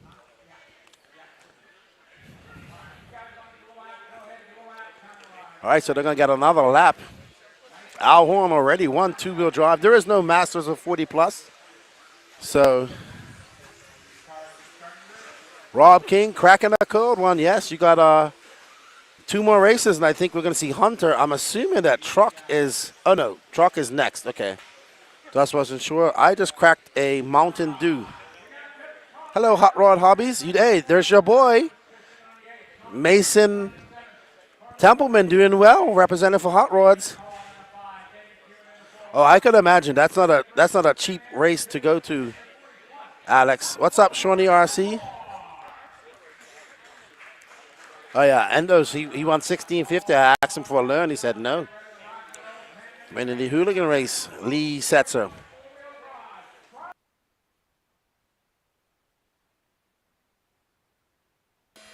And they are off. Al Horn up in that orange and purple car. Oh, look at that. Chris Van Aert going in right away. That's Van Aert. Behind him is Robert Meyer Jr. Let's see if these guys can make it a better race in four-wheel drive. Al Horn walked away with it in two-wheel drive. No, Mason's a stock driver, man. I first got to see him last year. He has been doing some 8-scale driving as well. He works at Hot Rod Hobbies, I believe. He's also #1 model for Racecraft USA. No, Vanner getting it wrong. Right behind him is actually Shane McCall.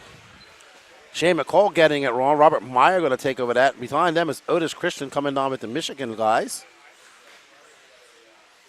Vanner tried to mount the challenge right at the beginning. He's got 9 minutes left. He needs Al Horn to make some mistakes. One thing I learned about Al Horn, he doesn't make many mistakes.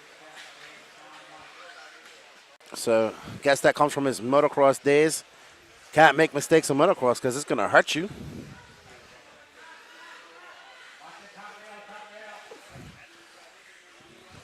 Double, triple for Chris Van Her. Oh, Horn did make a mistake. Just as I say that, he makes one. I think that's Horn. Nope, that's not him. Got confused. He did make a mistake, though, right there coming off the fence of Justice. So Van Aert, he can see Horn in his midst, in his sights. Van Aert is not too far behind now. Oh, no. Getting it wrong. There we see Horn going over the double. 8 minutes, 17 seconds left to go. Awesome. The E-Buggy on Nitro, Alex. Great piece of kit. Double, triple for Van Aert. Right behind him is Rob Meyer. I don't know who that was who smacked up right in front of me, but that sounded like it hurt. Nice. Nitro is the glory. I think he'll like that. I get to see you guys. Hopefully I get to see you guys next year at some races. We'll see how things go. There's Chris Van Aert. Double, triple. Oh, that is going to catch, guys. You either got to commit and double, or you got to just send it and do the triple single, in my opinion. Robert Meyer took over. There's Robert Meyer right there going up the 5-pack. That is him. Green car, green wheels. Tammy Templeman cheering on her son. He is 2/3 of the way to victory. Ooh, that is nasty right there. Nasty. Race 60 of 63. Scotty has done a great job keeping this race on schedule, laying down the law. Didn't have to call for marshals much today, which was always good to see.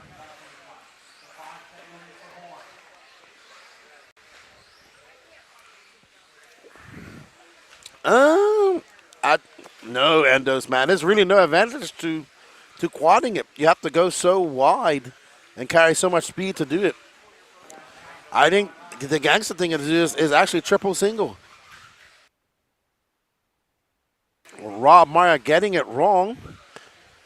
But Chris Van Aert actually now 10.2 seconds back of Rob Meyer. Alan Horn just out there throwing 18.7s. He's making this boring again. Oh, great catch. Great catch by that tire marshal, whoever that was. I think it was Kyle Go. Snatched that car completely out of the air. Whoa! That was a mid-air collision of epic proportions.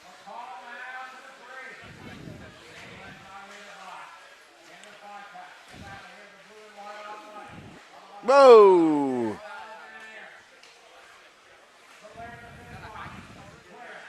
I would call that a mid-air collision where nobody had any control.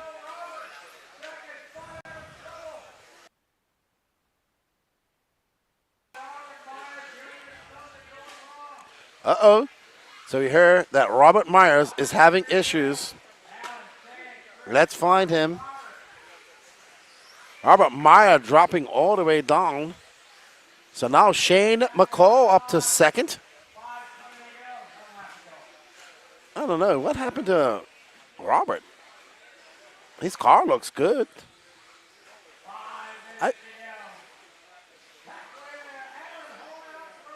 Okay. All right. Alan Horn out front just threw on his slow lap of a 21.8. And there is actually, if you drop back That's that blue and white car is our second place car of, nope, not one, that's Otis.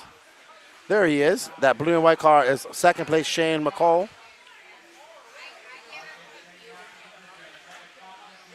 So Shane McCall in second. He's 22 seconds out of first. 4 minutes, 27 seconds left to go.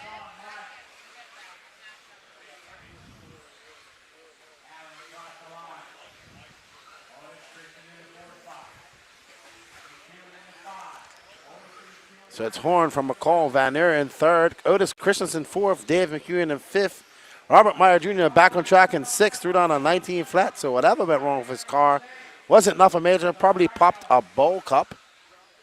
Shane McCall isn't worried about that. He's worried about that second place finish and getting himself a Masters of Dirt trophy. They are exceptionally nice. That's actually Al Horn. It's coming around to lapping. Al Horn is lapping the field entirely.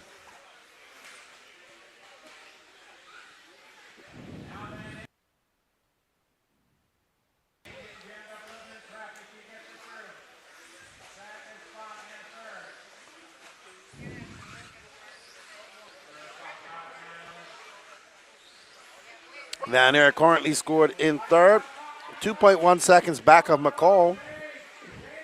Oh, he got in front of McCall. Hall making a mistake on top of the step up, allowing Van Aert by. Van Aert in all that all white, rear white, multicolored, yellow wheeled four-wheel drive buggy out there.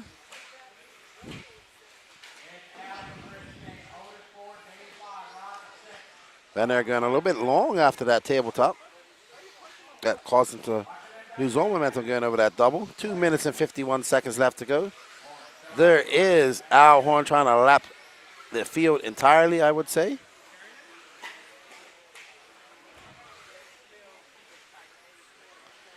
Don't go anywhere, everybody. Anybody, we have the J Concepts Mod Stadium Truck A final coming up.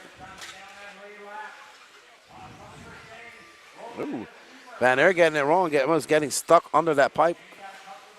So Al Horn now has clean air in front of him. Shane McCall now 4.5 seconds back of Chris Van Aert.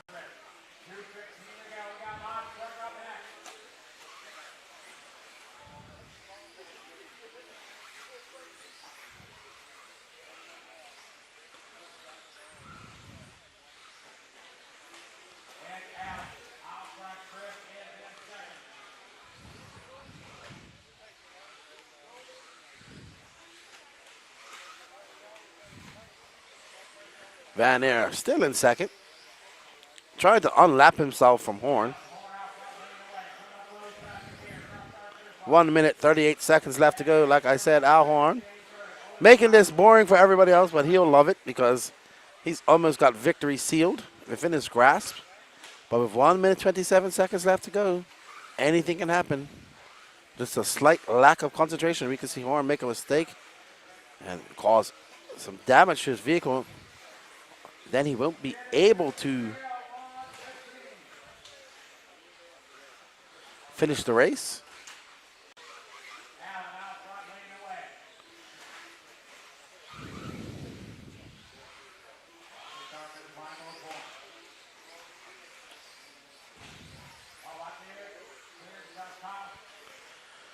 Like I said, kind of an uneventful race. We can drop back and find Shane McCall and Otis. They have a race going on. They're just coming across the loop. Shane and that blue and white, Otis, and that gray and pink. There's Otis. He got by Shane, actually. Otis making the trip down from Michigan. He was here last year.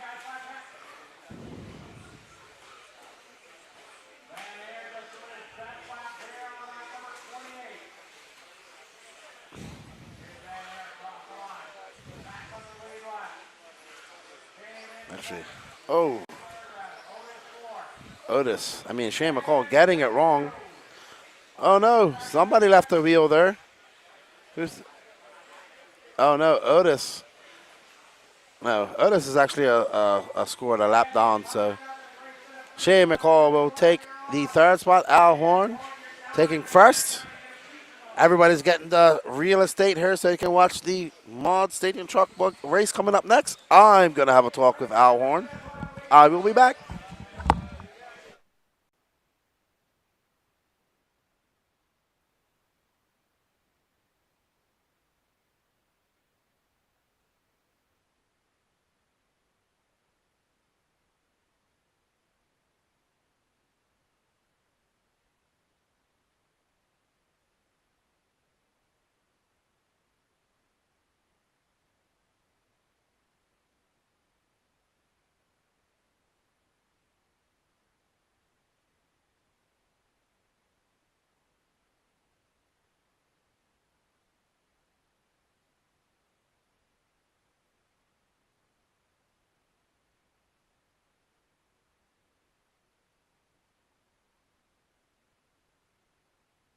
Keep it boring. You know what? Thanks for making that a boring four-wheel drive A final. Yeah, that was a tough race, though, man. It's hard because you're just going around the track, you're trying to hit your rhythms, trying to hit your marks, and so many variables. Other cars, marshals, dust from the car before you that wasn't there the lap before. There's so much going on. It's stressful.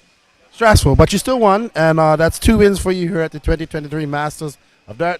There we see Kyle Go celebrating in the back, who had made an excellent snatch of one of those cars when they went off track. Congratulations, man. Thanks, man. I appreciate all you guys do. It's a lot having the media out here and just keeping everybody in tune with what's going on that couldn't make it. And it's nice to see around the world, and we like it. Awesome. We like being here. Congratulations, and let's go cheer on your younger counterpart. Yep, Raging Aiden. It's truck time, baby. It's truck time. Al Horn, your 2023 Masters of Dirt 40-plus four-wheel drive and two-wheel drive champion. We're going to get back to the action with Mod Stock.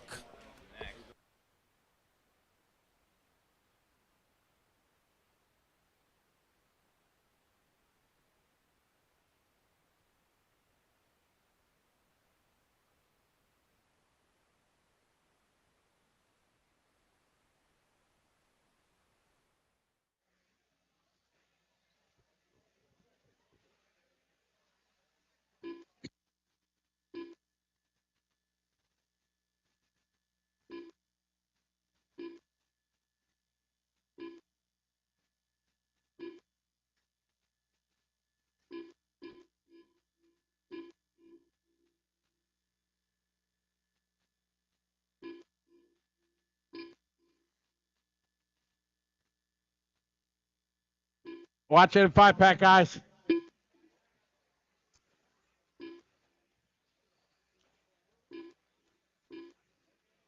Trucks to the starting area, please.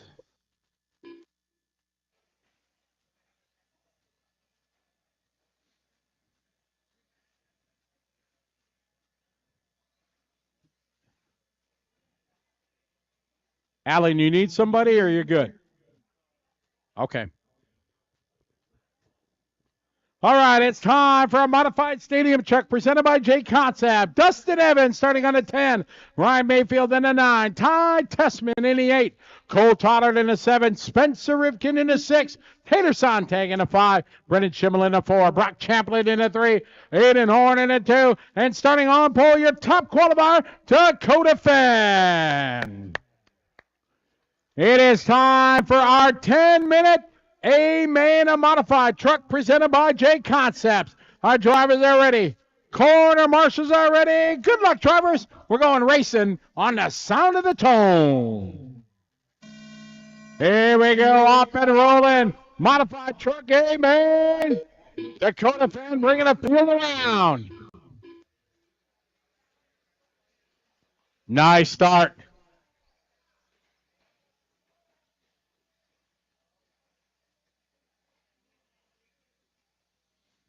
All right, Dakota Fenn out front. Oh, Champlin getting it sideways. That's going to cost him 3, 4, maybe more positions. Sweeper, sweeper, sweeper. Clear. All right, Dakota Fenn out front. Second spot. Going to be Aiden Horn, followed by Cole Tollard, Spencer Rivkin. Mayfield on the move from the 9 up to the 4. Check that 5 now. Over the backside, step up and step off.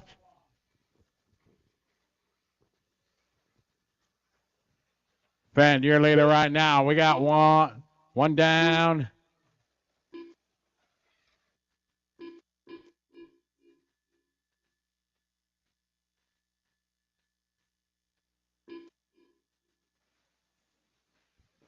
Here's the race 61 on the track right now.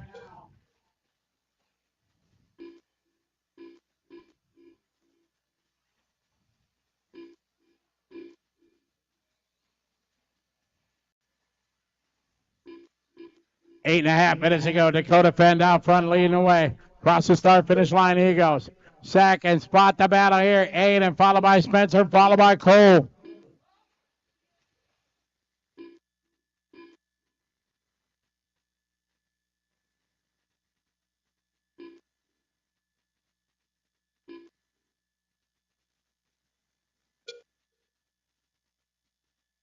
Two down, 8 to go. 2 down, 8 to go. It's Dakota out front, second spot. Aiden, followed by Spencer. Into the 5-pack, they go. Followed by Cole, followed by Dustin. Then it's going to be Ryan, followed by Ty.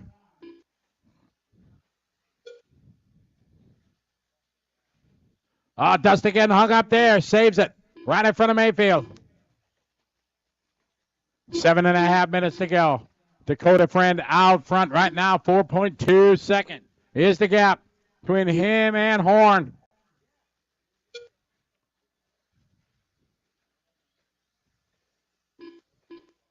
$7:20 to go. Up next, our 13.5 four-wheel drive AMA, and this on Mod Truck presented by J Concepts. Dakota across the start-finish line. 4.7 second the gap. The race right now for a second between Aiden and Spencer.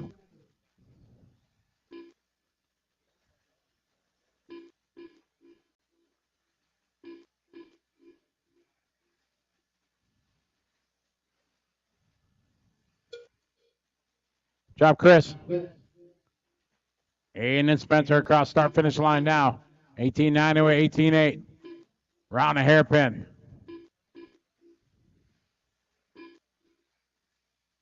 Up to the step up, step off. 6:30 to go. Dakota out front, stretching out that lead. Second spot, Horn, Ripken, followed by Pollard. Tessman behind him, followed by Evan, Champlin, Mayfield, Sontag, Schimmel.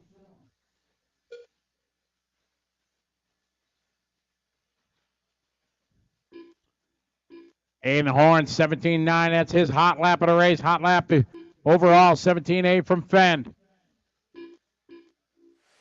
All right, so 5 minutes and 58 seconds left to go.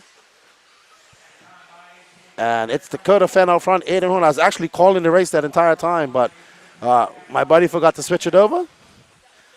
So Bobby should be happy. Spencer Rivkin now losing touch with Aiden Horn as Aiden Horn makes a mistake. But no harm, no foul. Dakota Fend out on cruise control. He's got a 5.3 second lead over Aiden Horn now, 6.1.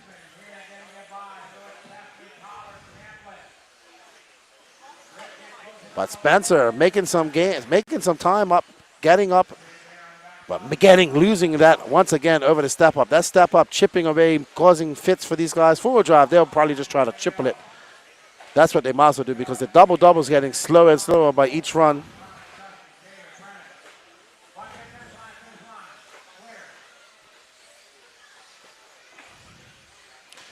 Up over the tabletop, across the doubles of destiny. As Aiden Horn comes around, that's an 18.5 for him, Dakota Fend.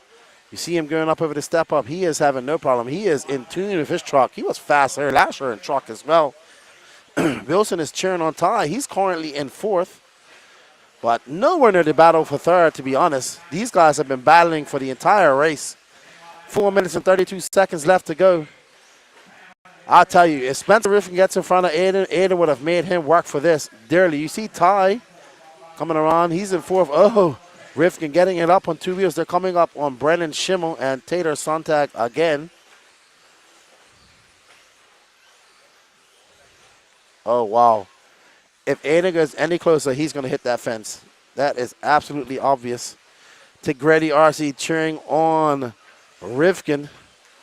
Rivkin trying his best to get across his teammate Aiden Horn. Aiden Horn putting out a slight gap, 0.6 of a second in front of him. They're coming up in that all-pink car of Brennan Schimmel, one of my picks to win the overall Masters of Pro, but not having a good run now, being scored down in 9. It's Dakota Fenn, Aiden Horn, Spencer Rivkin, Ty Tessman, Brock Champlin, Dustin Evans, Ryan Mayfield, Cole Tyler, Taylor Sontag, and Brendan Schimmel. Your standings. I'm going to thank you all. Ooh. Was that Taylor that just smacked the fence? That was. Rivkin needs to push the issue a little bit more if he wants to try and catch Aiden Horn, but Aiden Horn is locked in.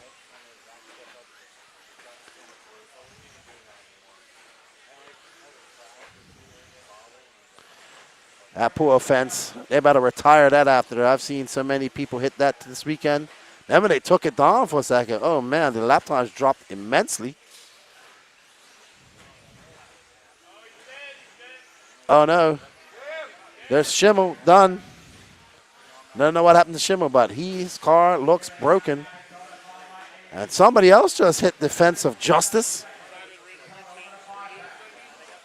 But Aiden Horn now comfortably in second. He's about to pass TLR's Cole Tollard. There's Dakota Fenn, though. It's only 3.7 seconds to the lead. So Dakota Fenn getting crossed up in some traffic. Aiden Horn, oh no, Taylor is just, I guess these guys are just pulling out of the way. But I'll tell you what, when they went by a 4-second gap between Dakota and Aiden Horn. So let's stay on Aiden Horn for now. There's Fenn. The gap is now 4.3 seconds. 2 minutes left to go. Aiden Horn needs some mistakes by Fenn. Fenn has not made any so far. Oh, Horn going wide. Spencer's going to get by.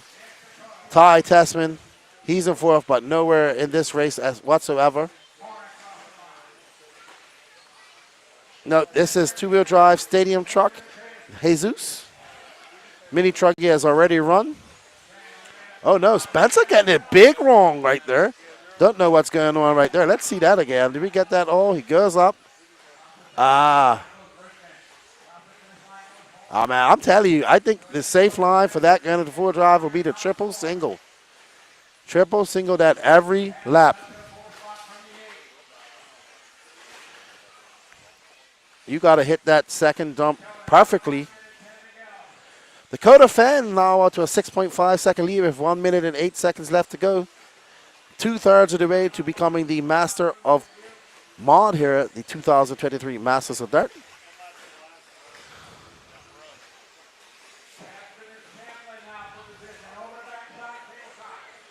But all right, let's get off of Aiden Horn for a little while. He's comfortably in second. Let's show Canada some love. Let's find Ty Tessman and Brock Champlin. They have a battle going on. There they are. There's oh man, somebody else smacked Defense of Justice. What a great race between Brock and Ty. Ty in the white and purple. Brock right behind him in that all white.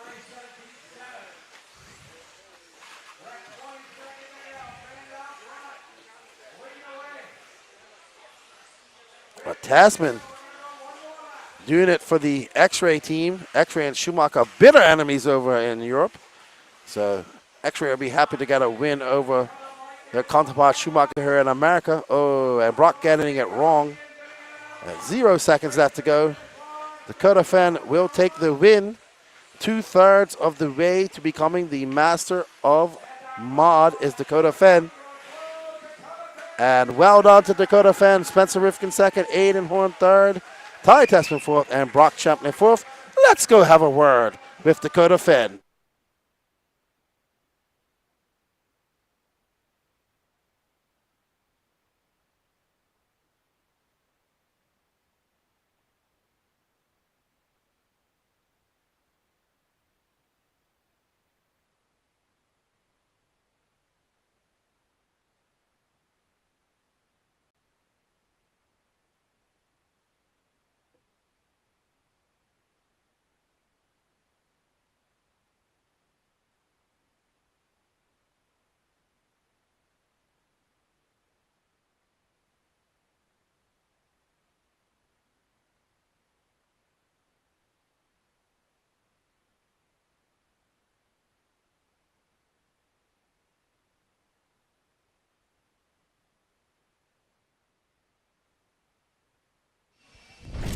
Well, Dakota fan, you, like Mason Templeman, are 2/3 on the way to becoming the master of mod.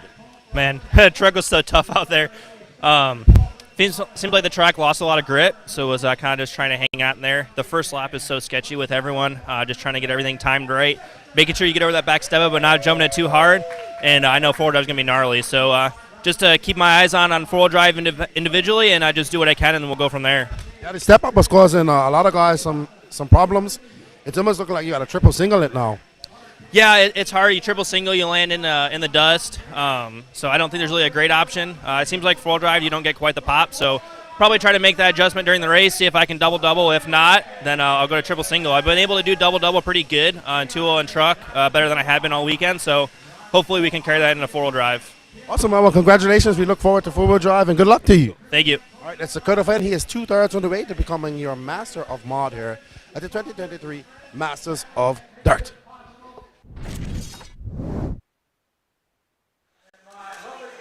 Hello there, children. Hey, Chef.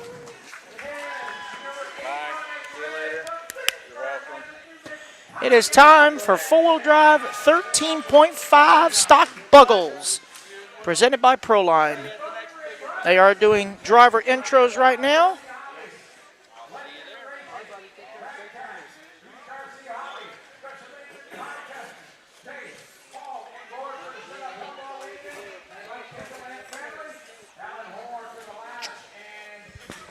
All right, thank you for joining me back. Wilson and Cars, they have already done Mini Truggy. They had 3 heats of Mini Truggy, so already run. I'm trying to think who won that. It was Nathaniel Grubbs. So Patrick, you've been running on this track recently, just talking to Dakota Fenn. He says he thinks it's lost a bit of grip. I can believe that with the sun setting and the temps dropping. I definitely believe that. We see that step-up double getting very hard for those guys to do. The double, the safe line was a double-double, and even that's getting hard to do. Oh, yes. Oh, yes. Yeah, especially with the track temps dropping. I'm even seeing some boys, myself included, busting out the tire warmers here for the main really? events. Oh, yes. All right, well. Nuking the tires. You know what? I want to tell everybody, tell Bobby Baker to turn his volume up, because now we got 2 people that's going to irritate him on the race calling. Let's do it, Patrick. Let's do it. Get a Hot Pocket. Loud autistic noises. All righty, so here is the 13.5 four-wheel drive Proline A main, starting on pole as Mason Templeman, who is 2/3 of the way. I almost said 3/4. 2/3 of the way into becoming the master of stock. Did you know that 4 out of 3 people are bad at math? Well, I'm one. Okay, just say it. Just say it. But I will say, look at Hunter King. He's got Look at that. The power of Chick-fil-A even on a Sunday. There we go. Hunter King he's got a he's got a whole fan fan base. club at the track, and he's got a fan club in the chat. Yes. His dad's in. Andrew Knight cheering for him. Dave Leakey.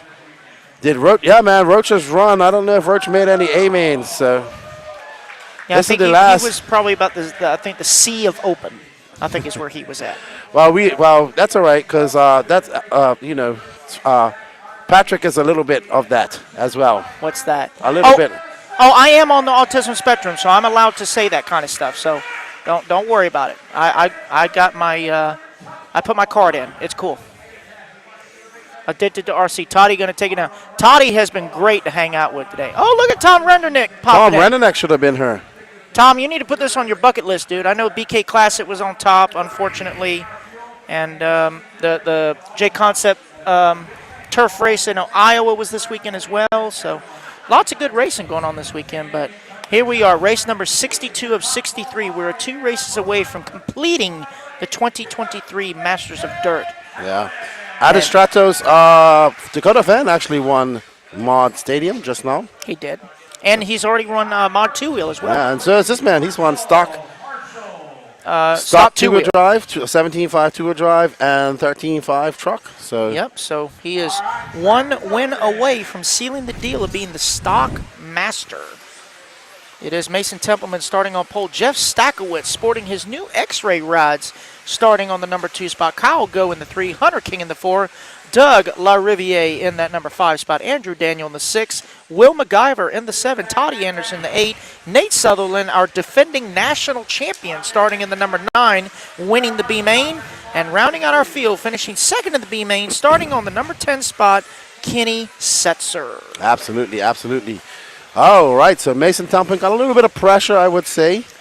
But relieved a little bit because he does have 2 wins, but he can't throw it away here completely either. Oh, they're going to make him work for it. There's no Yes. doubt about it. I mean, where they have set the grid up, basically the TQ is starting at the base of that top right tabletop, and depending on where you're standing on the driver's stand, it is completely blind. So you really have to point and shoot, and you better hope that whoever's gridding your car up pushes it down and points it straight. So All righty then. So we are getting ready to go. The penultimate race of the evening, and the weekend is coming to an end. 20 minutes left, and we will be done here at the Masters of Dirt 2023. It's been a great event. I've had a blast. Happy to be here. stock 4-wheel about to kick off here. The who's who of stock racing are here as Mason Templeman representing Hot Rod Hobbies. As we go. Got a bunch of Midwest boys, got some Cali boys, got some Southern boys. Toddy Anderson representing New England. So we got a whole, all different corners of the country. And here we go. And they are off, and Mason Templeman looking very calm on the start. Yes. Stack right there with him. Double, triple. 5-pad looking surprisingly clean. Oh, man. Stack getting a little greedy up front. That's going to drop him back to the 4. Here comes Kyle and Hunter. Hunter in great position right there. Hunter taking a TQ in round 2 of qualifying yesterday, so he has the pace to compete with these guys and beat them. I tried to tell him when he got that TQ, I said, dude, you almost squidded. Don't you squid? Oh, big pile up on the tabletop. Oh, that's going to cost a whole bunch of time. That was Hunter and Kyle getting together. That is not what they wanted, but look who's in the number 2 spot, Doug LaRiviere. Doug LaRiviere, but you know what? Mason Templeman, whoa. Oh, hey. That was hectic. That was actually Hunter Yes. King. So, he needs more Chick-fil-A sauce. Poor Hunter all the way down in, I think, 10th now or 6th. So Yeah, he better gather it up. He better not squid. Look at Kenny Setzer from the number 10 up to the 4. Kenneth Setzer says So- his name is Kenny, not Kenneth. But I'm calling him Kenneth. according to the Social Security office, it is Kenneth. But according to RC Racers, it is Kenny. But Kenny looking good. According to his mother, it's my baby. Doug LaVerdier getting in front of Mason Templeman. Templeman needs to think points. Don't push the issue. Look at Doug busting out an 18.4. And Andrew Doug Daniel right getting it behind wrong him. right there. That's going to cost him. Kenny driving into the Marshall, hitting Ty in the foot. Andrew Daniel now in second. Oh, I mean in look at third. Andy. In All second, sorry. Kyle climbing back up to the 5 after that rough hit with Hunter. Mason using all the real estate that he had on that corner. So now Andrew right behind him with Doug. So Mason, Andrew, Doug, 1, 2, and 3 through the back. Mason's got a back door full of Andrew trying to find a way around. Mason making that car 10 feet wide in these less than 10-foot lanes. Yes, he is. Mason Templeman wanted to take that Masters of Stockholm. He was very fast for last year. And he can't jump. Getting it wrong. Oh, no, it's going to go all And wrong. Doug's from going to capitalize on that one. Doug LaVerdier is in the lead. Doug. Just Doug. Just Doug. Can Doug hold on? Can Mason take a challenge to Andrew Daniel? They got 7 minutes and 32 seconds left to go in this race. The French Canadian, he said. He's actually from Canada, but he's part of French Canada. I heard him over saying that. So LaRiviere is French. Absolutely. Yes. So And he's the nice, I would say the nice French. Racecraft USA cheering on Mason. Mason in third. He's in a good position. Remember, he doesn't have it's to still win early, this. though. We're It only is still 3 early. He is just in position. Probably one of those races he's going to have to work for. This is his fastest class, in my opinion. Oh, definitely. And with this layout, if you're not running a four-wheel drive class, bless your heart. Because this is trying not just for the two-wheel guys, but even the four-wheel guys. Oh, man. Mason tried to get by on Andrew on the inside. Sent it big time. But Andrew able to get back on the ground and keep going. They come across the line separated by just 0.3 of a second. Oh, ooh. Fence post. He got hit by defensive justice. That has claimed many victims today. That fence just jumped out right in front of him. I'm sure it did not. Are you sure? Absolutely. Overreaching. But that's now Mason into second. So Doug now with a 2.3 second lead as Andrew getting a little cattywampus there. Oh, Mason overshooting, but barely making it over. I thought he was going to case that just now. Lucky for Mason. That was a butt pucker. They're going to be coming up on the bad side. I believe that's Will MacGyver, first car in front of Mason. Will currently scored in the number 9 spot. Like I said, Mason can finish second. I think he will have the Masters of Stock wrapped up. Oh, absolutely. Yeah, with 2 wins and a second, I don't think anybody can take it away from him. Yeah, everybody talking in chat about Hunter getting collected up there on the step up on the second lap. I think it was very unfortunate for Hunter. Lots of pace for him. Yes, I'm going to tell him, he squidded out early on. And I think it's because he couldn't get his waffle fries today. I really do. No, but I also think that he just got caught up in that traffic, man. He did. I don't know who made the mistake. Kyle Go made the mistake, actually. So yeah, it was right off camera, but I think they just crisscrossed in the air, and there was nothing anybody could do. So. No, I'm not blaming anybody. And Laverriere getting it wrong. And Mason now right behind him.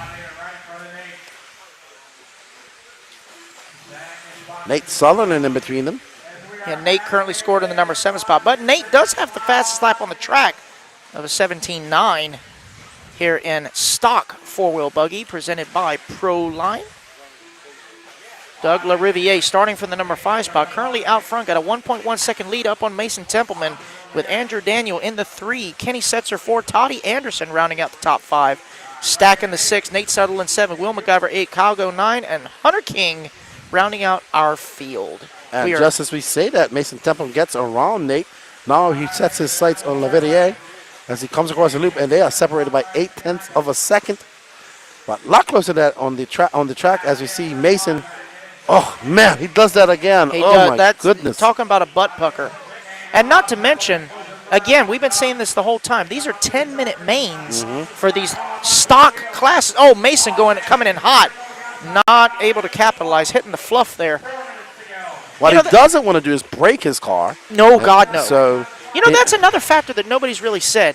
With this layout, these turn marshals that blow the track, they really have to be thorough with blowing the track, because if they miss a certain spot, oh boy, they will never hear the end of it. Oh, yeah. Mason doesn't have to. Ooh. Oh. That sounded painful. Oh, that was caught. I think that was Hunter. Oh, that was Hunter? Yeah, he got reached out and handed some justice. I want waffle fries. So 3.5 to go. Right now, Doug, last time by the line, 2.7, now 2.1. So Mason's got to find his way around Stack and Nate. Nate in the booger. Nate and Stack are actually battling for position. They're battling for 6th. I think Laverriere, I think that was Mason. Oh, Mason busting out 17.8 no, just Mason, a couple laps ago. No, Mason getting it wrong in a step up. That step Let's up is killer. Mason. Let's find Mason. Let's see. That's Toddy right there. Toddy and Kenny are actually battling for the number 4 spot right Mason there. going over the step up right now. So that's the battle for 4th we're actually watching. Oh, Toddy going to short shoot. That's going to give Kenny some breathing room. Kenny actually moving up to the number 3. Toddy to the 4. Andrew Daniel down to the 5. So Doug now opening it up. 5.3 seconds up on Mason. Mason busting out another 17.8 new hot lap. So with 2:30 to go, he's still pushing as hard as he can, busting out these hot laps. He's just got to gather it up and try and chase down Doug. With 4 seconds now the gap, so he made up about a second. Oh, there he is. Oh, Doug getting it wrong on that tabletop stack right now in between them. We got a race. Here we go. Doug across the line. Mason across 2 seconds now the gap. This has kind of been the story in this stock class. And a lot of these classes in these A-mains today and the B-mains, it's all good. You're leading in that one mistake, and it's very hard not to make a mistake on this layout. Zero forgiveness. So, 0. Let's see. Doug comes by. Mason comes by. It's 2 seconds. No change. Ooh, they got stacks in between them. There's Andrew now in between them. Andrew scored in the number 5. Oh, Doug's going to cut it short. Oh, he saves it himself. That was a lucky bounce. Ooh, but still, So now Mason now in shot with him. You see him in frame.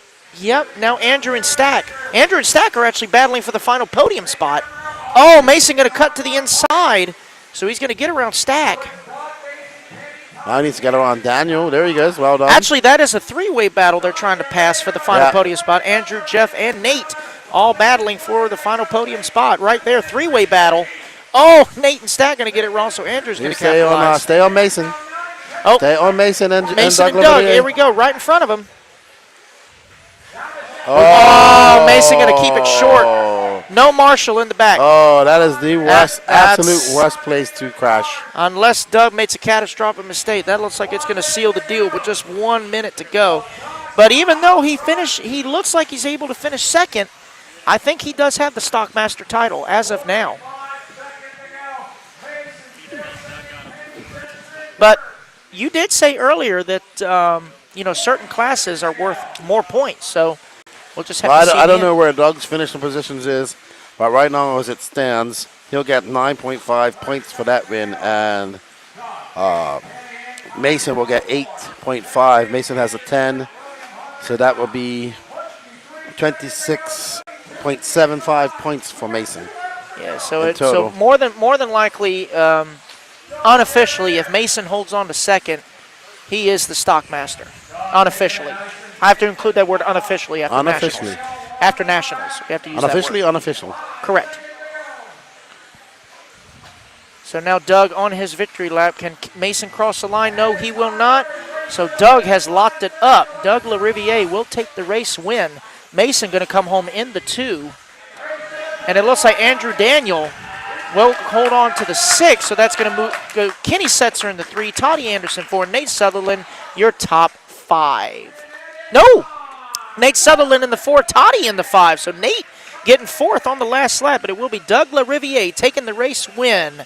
Congratulations to Doug as we see him walking right there.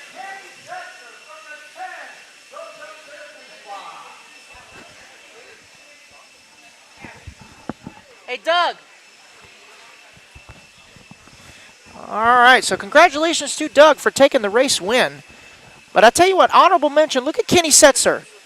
Look at Kenny Setzer, finishing second in the B main, coming to finish third in the A. Congratulations, Kenny, as we go over to Keenan, who is with our winner. Come over here, Doug. Doug LaRiviere. You just won four-wheel drive. A little bit of a challenge, but not too bad.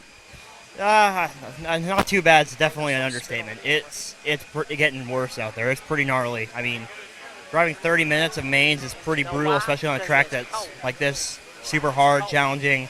There's no real consistent line out there, especially in 10 minutes in stock. It's just kind of like hold it together for as long as you can and make as little mistakes as possible. And kind of got lucky a few times there, and Mason got a little unlucky sometimes. And it was a good battle. I mean, I came into this knowing I had to win at least to have a chance at the overall, and Mason needed to finish 5th, so he finished 2nd. So He takes the overall there. yeah, he needs to have to come back next year and try to. That's the way to think of it. But great driving by you this weekend.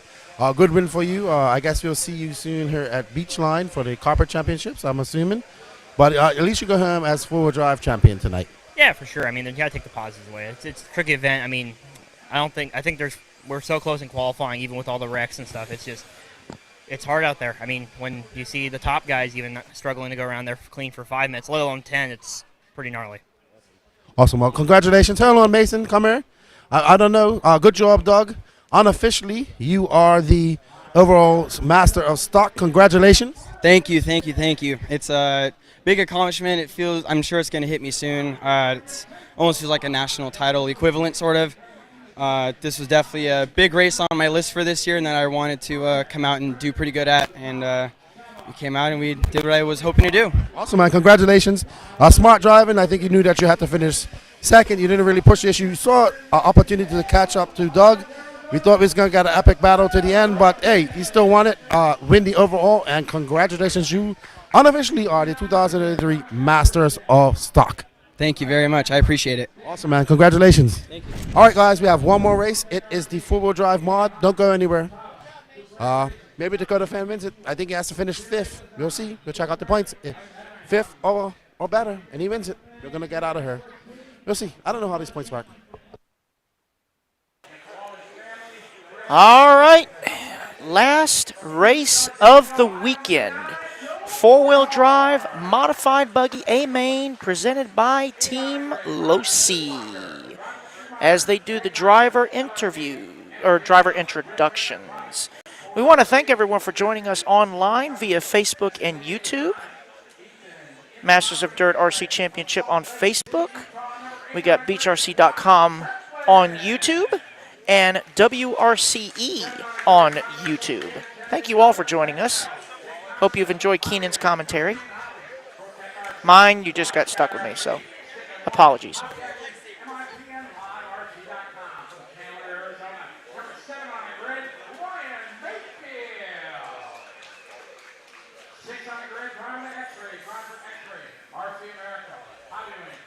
Yeah, a lot of guys are saying that the grip level is definitely lower as the sun sets here in Myrtle Beach, South Carolina, and it does get, it is chilly because we are in the fall season here on the South Carolina coast. So it is starting to get chilly outside as people are starting to bust out the hoodies.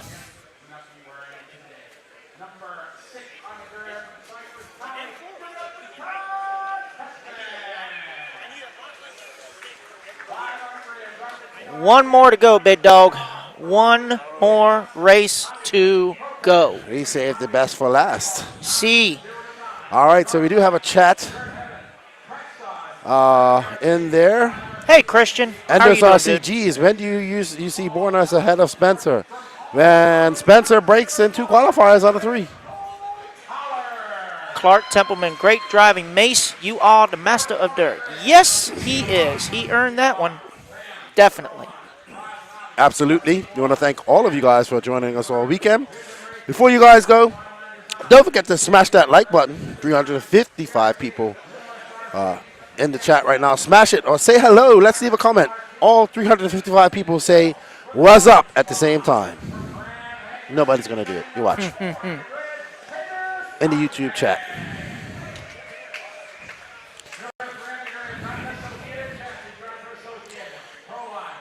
Racing Mason Templeman. I like it. That's very cool. What's up? Colton Tilly. What's up from Tilly's Stick Burner Barbecue? How are you? Kristen Hof. Losi. Hafley. I assume he likes Losi. Or they like Losi. Kyle Buck RC. Tracy Patterson. Joshua Harbert. Miles Lane. Andrew Knight. The Watkins Training Facility. Addicted to RC. Mark Len Atkins. Stage. Len Stage. Andrew Bokamp, he's from up in the Pacific Northwest. Dave Leakey, Rusty Peanuts, I like that name. Yeah. Jay Wedsted. All right. Elliot Boots. What's up, Elliot? Oh, wow. Is Bootsy in the chat? Bootsy's in chat. Hey! I can't wait to discuss about his victory that was snatched away from him last week at the Reds RC or Reds GP. Max and I are about to go full nerd on that next week's podcast. Elliot, that was dumb, dude. That was just racing. And that was someone being PC. That was dumb. I have to say this. Elliot Boots has been the most impressive 8-scale driver out there for me in the second half of this year. You know why? Because together we are stronger. That's why. He has turned it up, and he has looked impressive, and he has had a great second half of the year. What's up, Jason Brawley? He's seeing red in more places than one. That's all I can say. Reds Racing, S-Words. I mean, when your father-in-law owns Reds, you're going to have good stuff. No doubt about it. What's up, Gary Stute? Andrew Knight. Kofi Kof. What's up? Andrew Knight. What's up, Jason Brawley? Sean Miller. What's up, Sexy Leg? How are you? Wesley Neves. Groundswell Racing. So here we go. They are warming up here for four-wheel drive modified buggy, the final event of the weekend.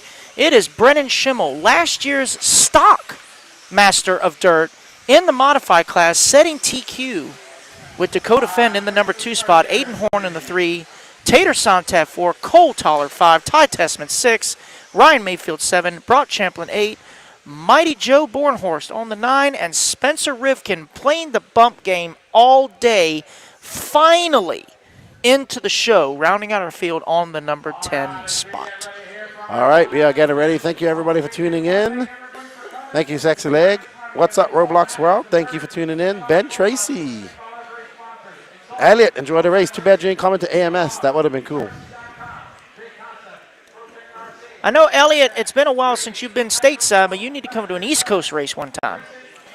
And I agree, Joshua Hubbard. Nitro's the glory, but 10 scale builds skills, and it's all about 10 scale here. Yes. This is the 8 scale guys' annual 10 scale race, is what we call this. And they get ready to start. Brendan Schimmel, let's see. One more time.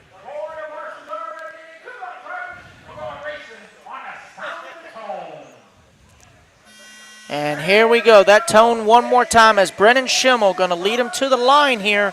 Four-wheel drive modified buggy presented by Team Losi. And it's Schimmel, Fenn, Horn. Oh, Brennan having Sontag. to check out. Oh, Dakota going to the outside.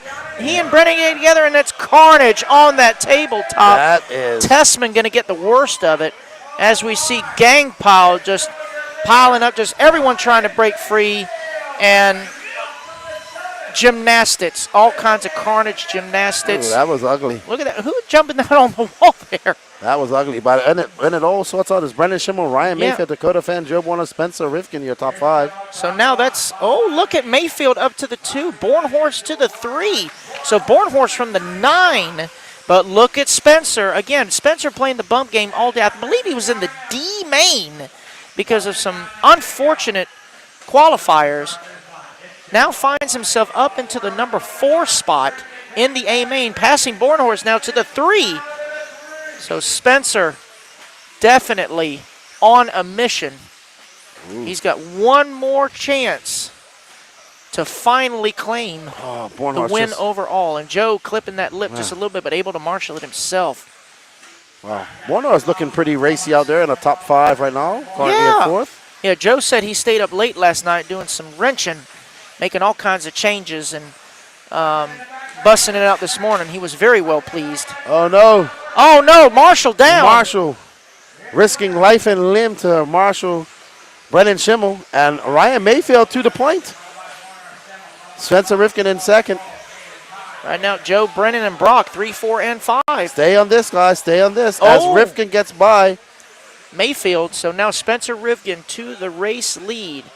From the very last main to the lead. I have to see how the points are. It's going to be close. Oh, it is.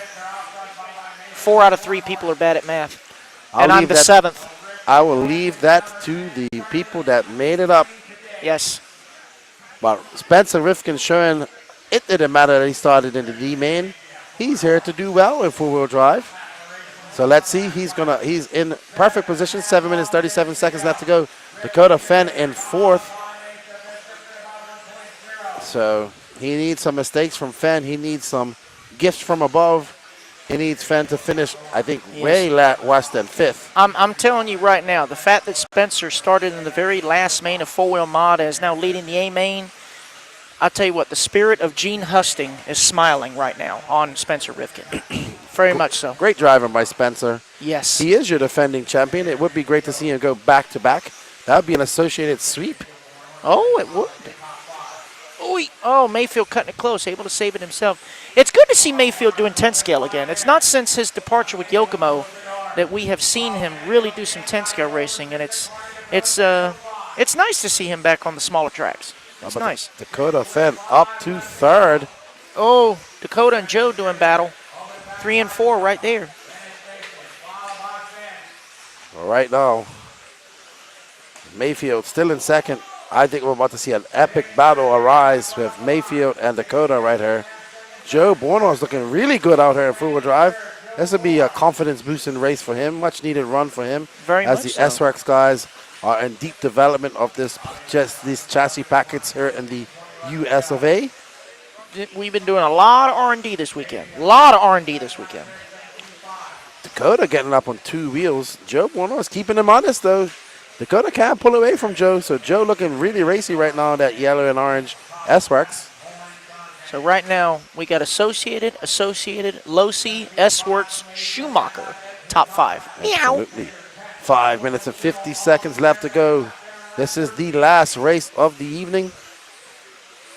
Is Waffle House in our future? No. No? No. Aww. We got to pack up. Oh. Well, what after that? Yes, and he is using the Fly Sky radio. I actually did a walkabout. I asked him He's about using it. the Noble Pro. Yes, Noble Pro. Rivkin getting it wrong, but no harm, no foul. Fend is on the move, though. He is coming into frame. And after that mistake, Mayfield is just 1.2 seconds back. There is Fend coming around the 180. Oh, Brennan trying to climb back. He does take 5th away from Brock. So now Brennan back in a podium position. Brennan's been very impressive this weekend He as well. has. He has truly come alive this past year, and it's great to see. Ryan Mayfield looking pretty steady out there. Doesn't do much dirt racing anymore, or 10 scale for that matter, but still able to come out here, just throw things down. I think he's enjoyed himself. The mountains are always blue, and Mayfield is around. But it is Spencer Rivkin, your race leader, from the very last main to leading the very top main. Absolutely. Again, the spirit of Gene Husting is smiling down. I have to give Spencer credit, man. It's very hard to have those demoralizing breaks, put your head down, and bump up 3 times. I mean, that B-main was absolutely stacked. It was not easy. No. He definitely worked for it, and he earned every main. He really did. And I do remember that Race Time used to do the Ironman Award. Mm-hmm. I can definitely say that Rivkin earned the Ironman Award by doing the bump game all day today. He still has 4 minutes to go, so lots can go wrong in 4 minutes. Oh, yes. But it doesn't seem like Dakota Fenn is able to gain on Mayfield either. Mayfield just kind of happy there in second right now, it seems. But look at that. Rivkin just turned the fast lap of the race at a 17.2. Wow. I mean, we are on the cusp of 16-second laps in this somewhat chillier atmosphere this evening.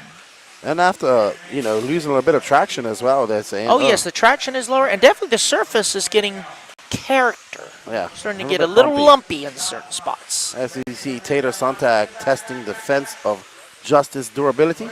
Oh, did he pop another rivet? Yeah. No. Yes. So Spencer Rivkin now, 5.3 seconds. He's opened up 2 seconds now on Mayfield. Dakota's 1.4 bad, so Dakota not really catching Ryan, but he's keeping tabs on him. He's not losing ground, but he's not really making any up. But Joe holding on to 4th, but he's about to have a backdoor full of Brock Champlin. Brock is only 1.1 back from Joe in the 4. Aiden Horn in the 6. Ty in the 7, Cole in the 8, Tater in the 9. And it looks like an unfortunate break for Brennan as he is no longer being scored. Oh, no. Unfortunate for Brennan. And we see there is Spencer getting it a little bit wrong. So here is a close battle now between, looks like Brock and Aiden. That is for the final podium spot for 5th, with Bornhorst right in front of him in the 4. Looks like Tater is 1 lap down. He is not in that battle.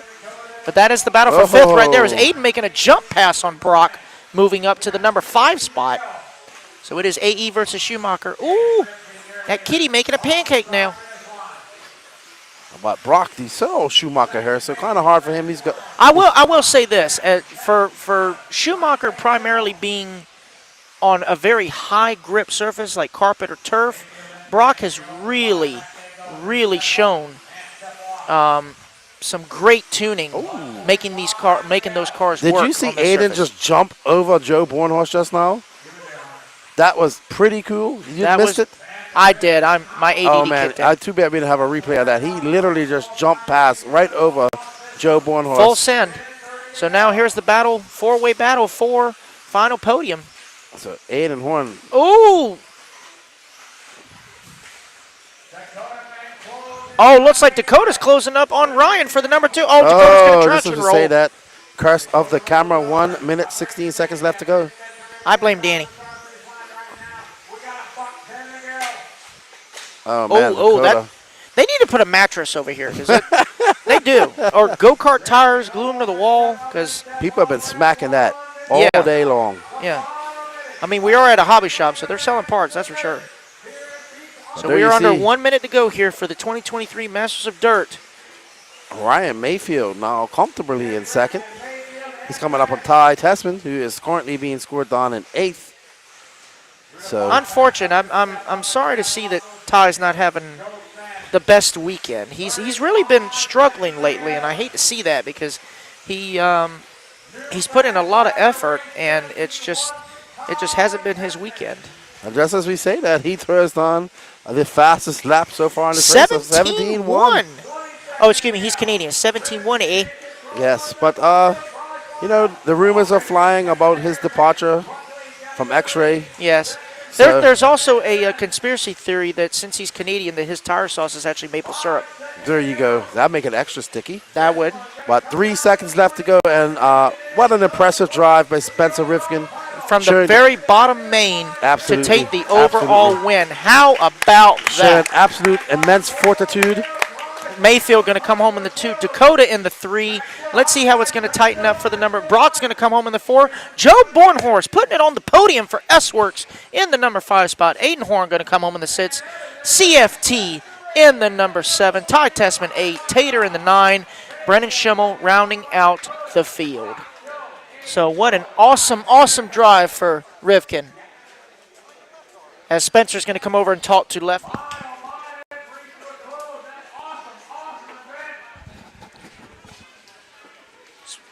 Spencer from the very last main to take the win. How about that, dude? How about that?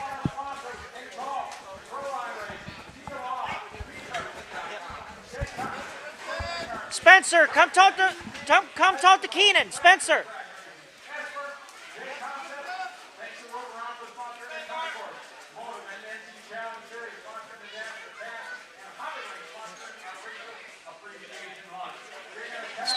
Spencer's back in his pits. I'm calling him.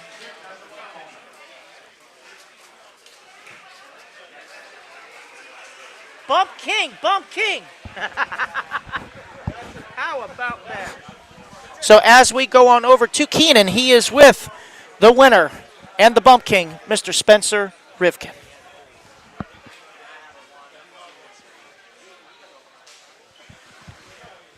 Come over. Oh, Spencer Rifkin from the D main to a main win. Congratulations. Yeah, I mean, it's been a really challenging weekend.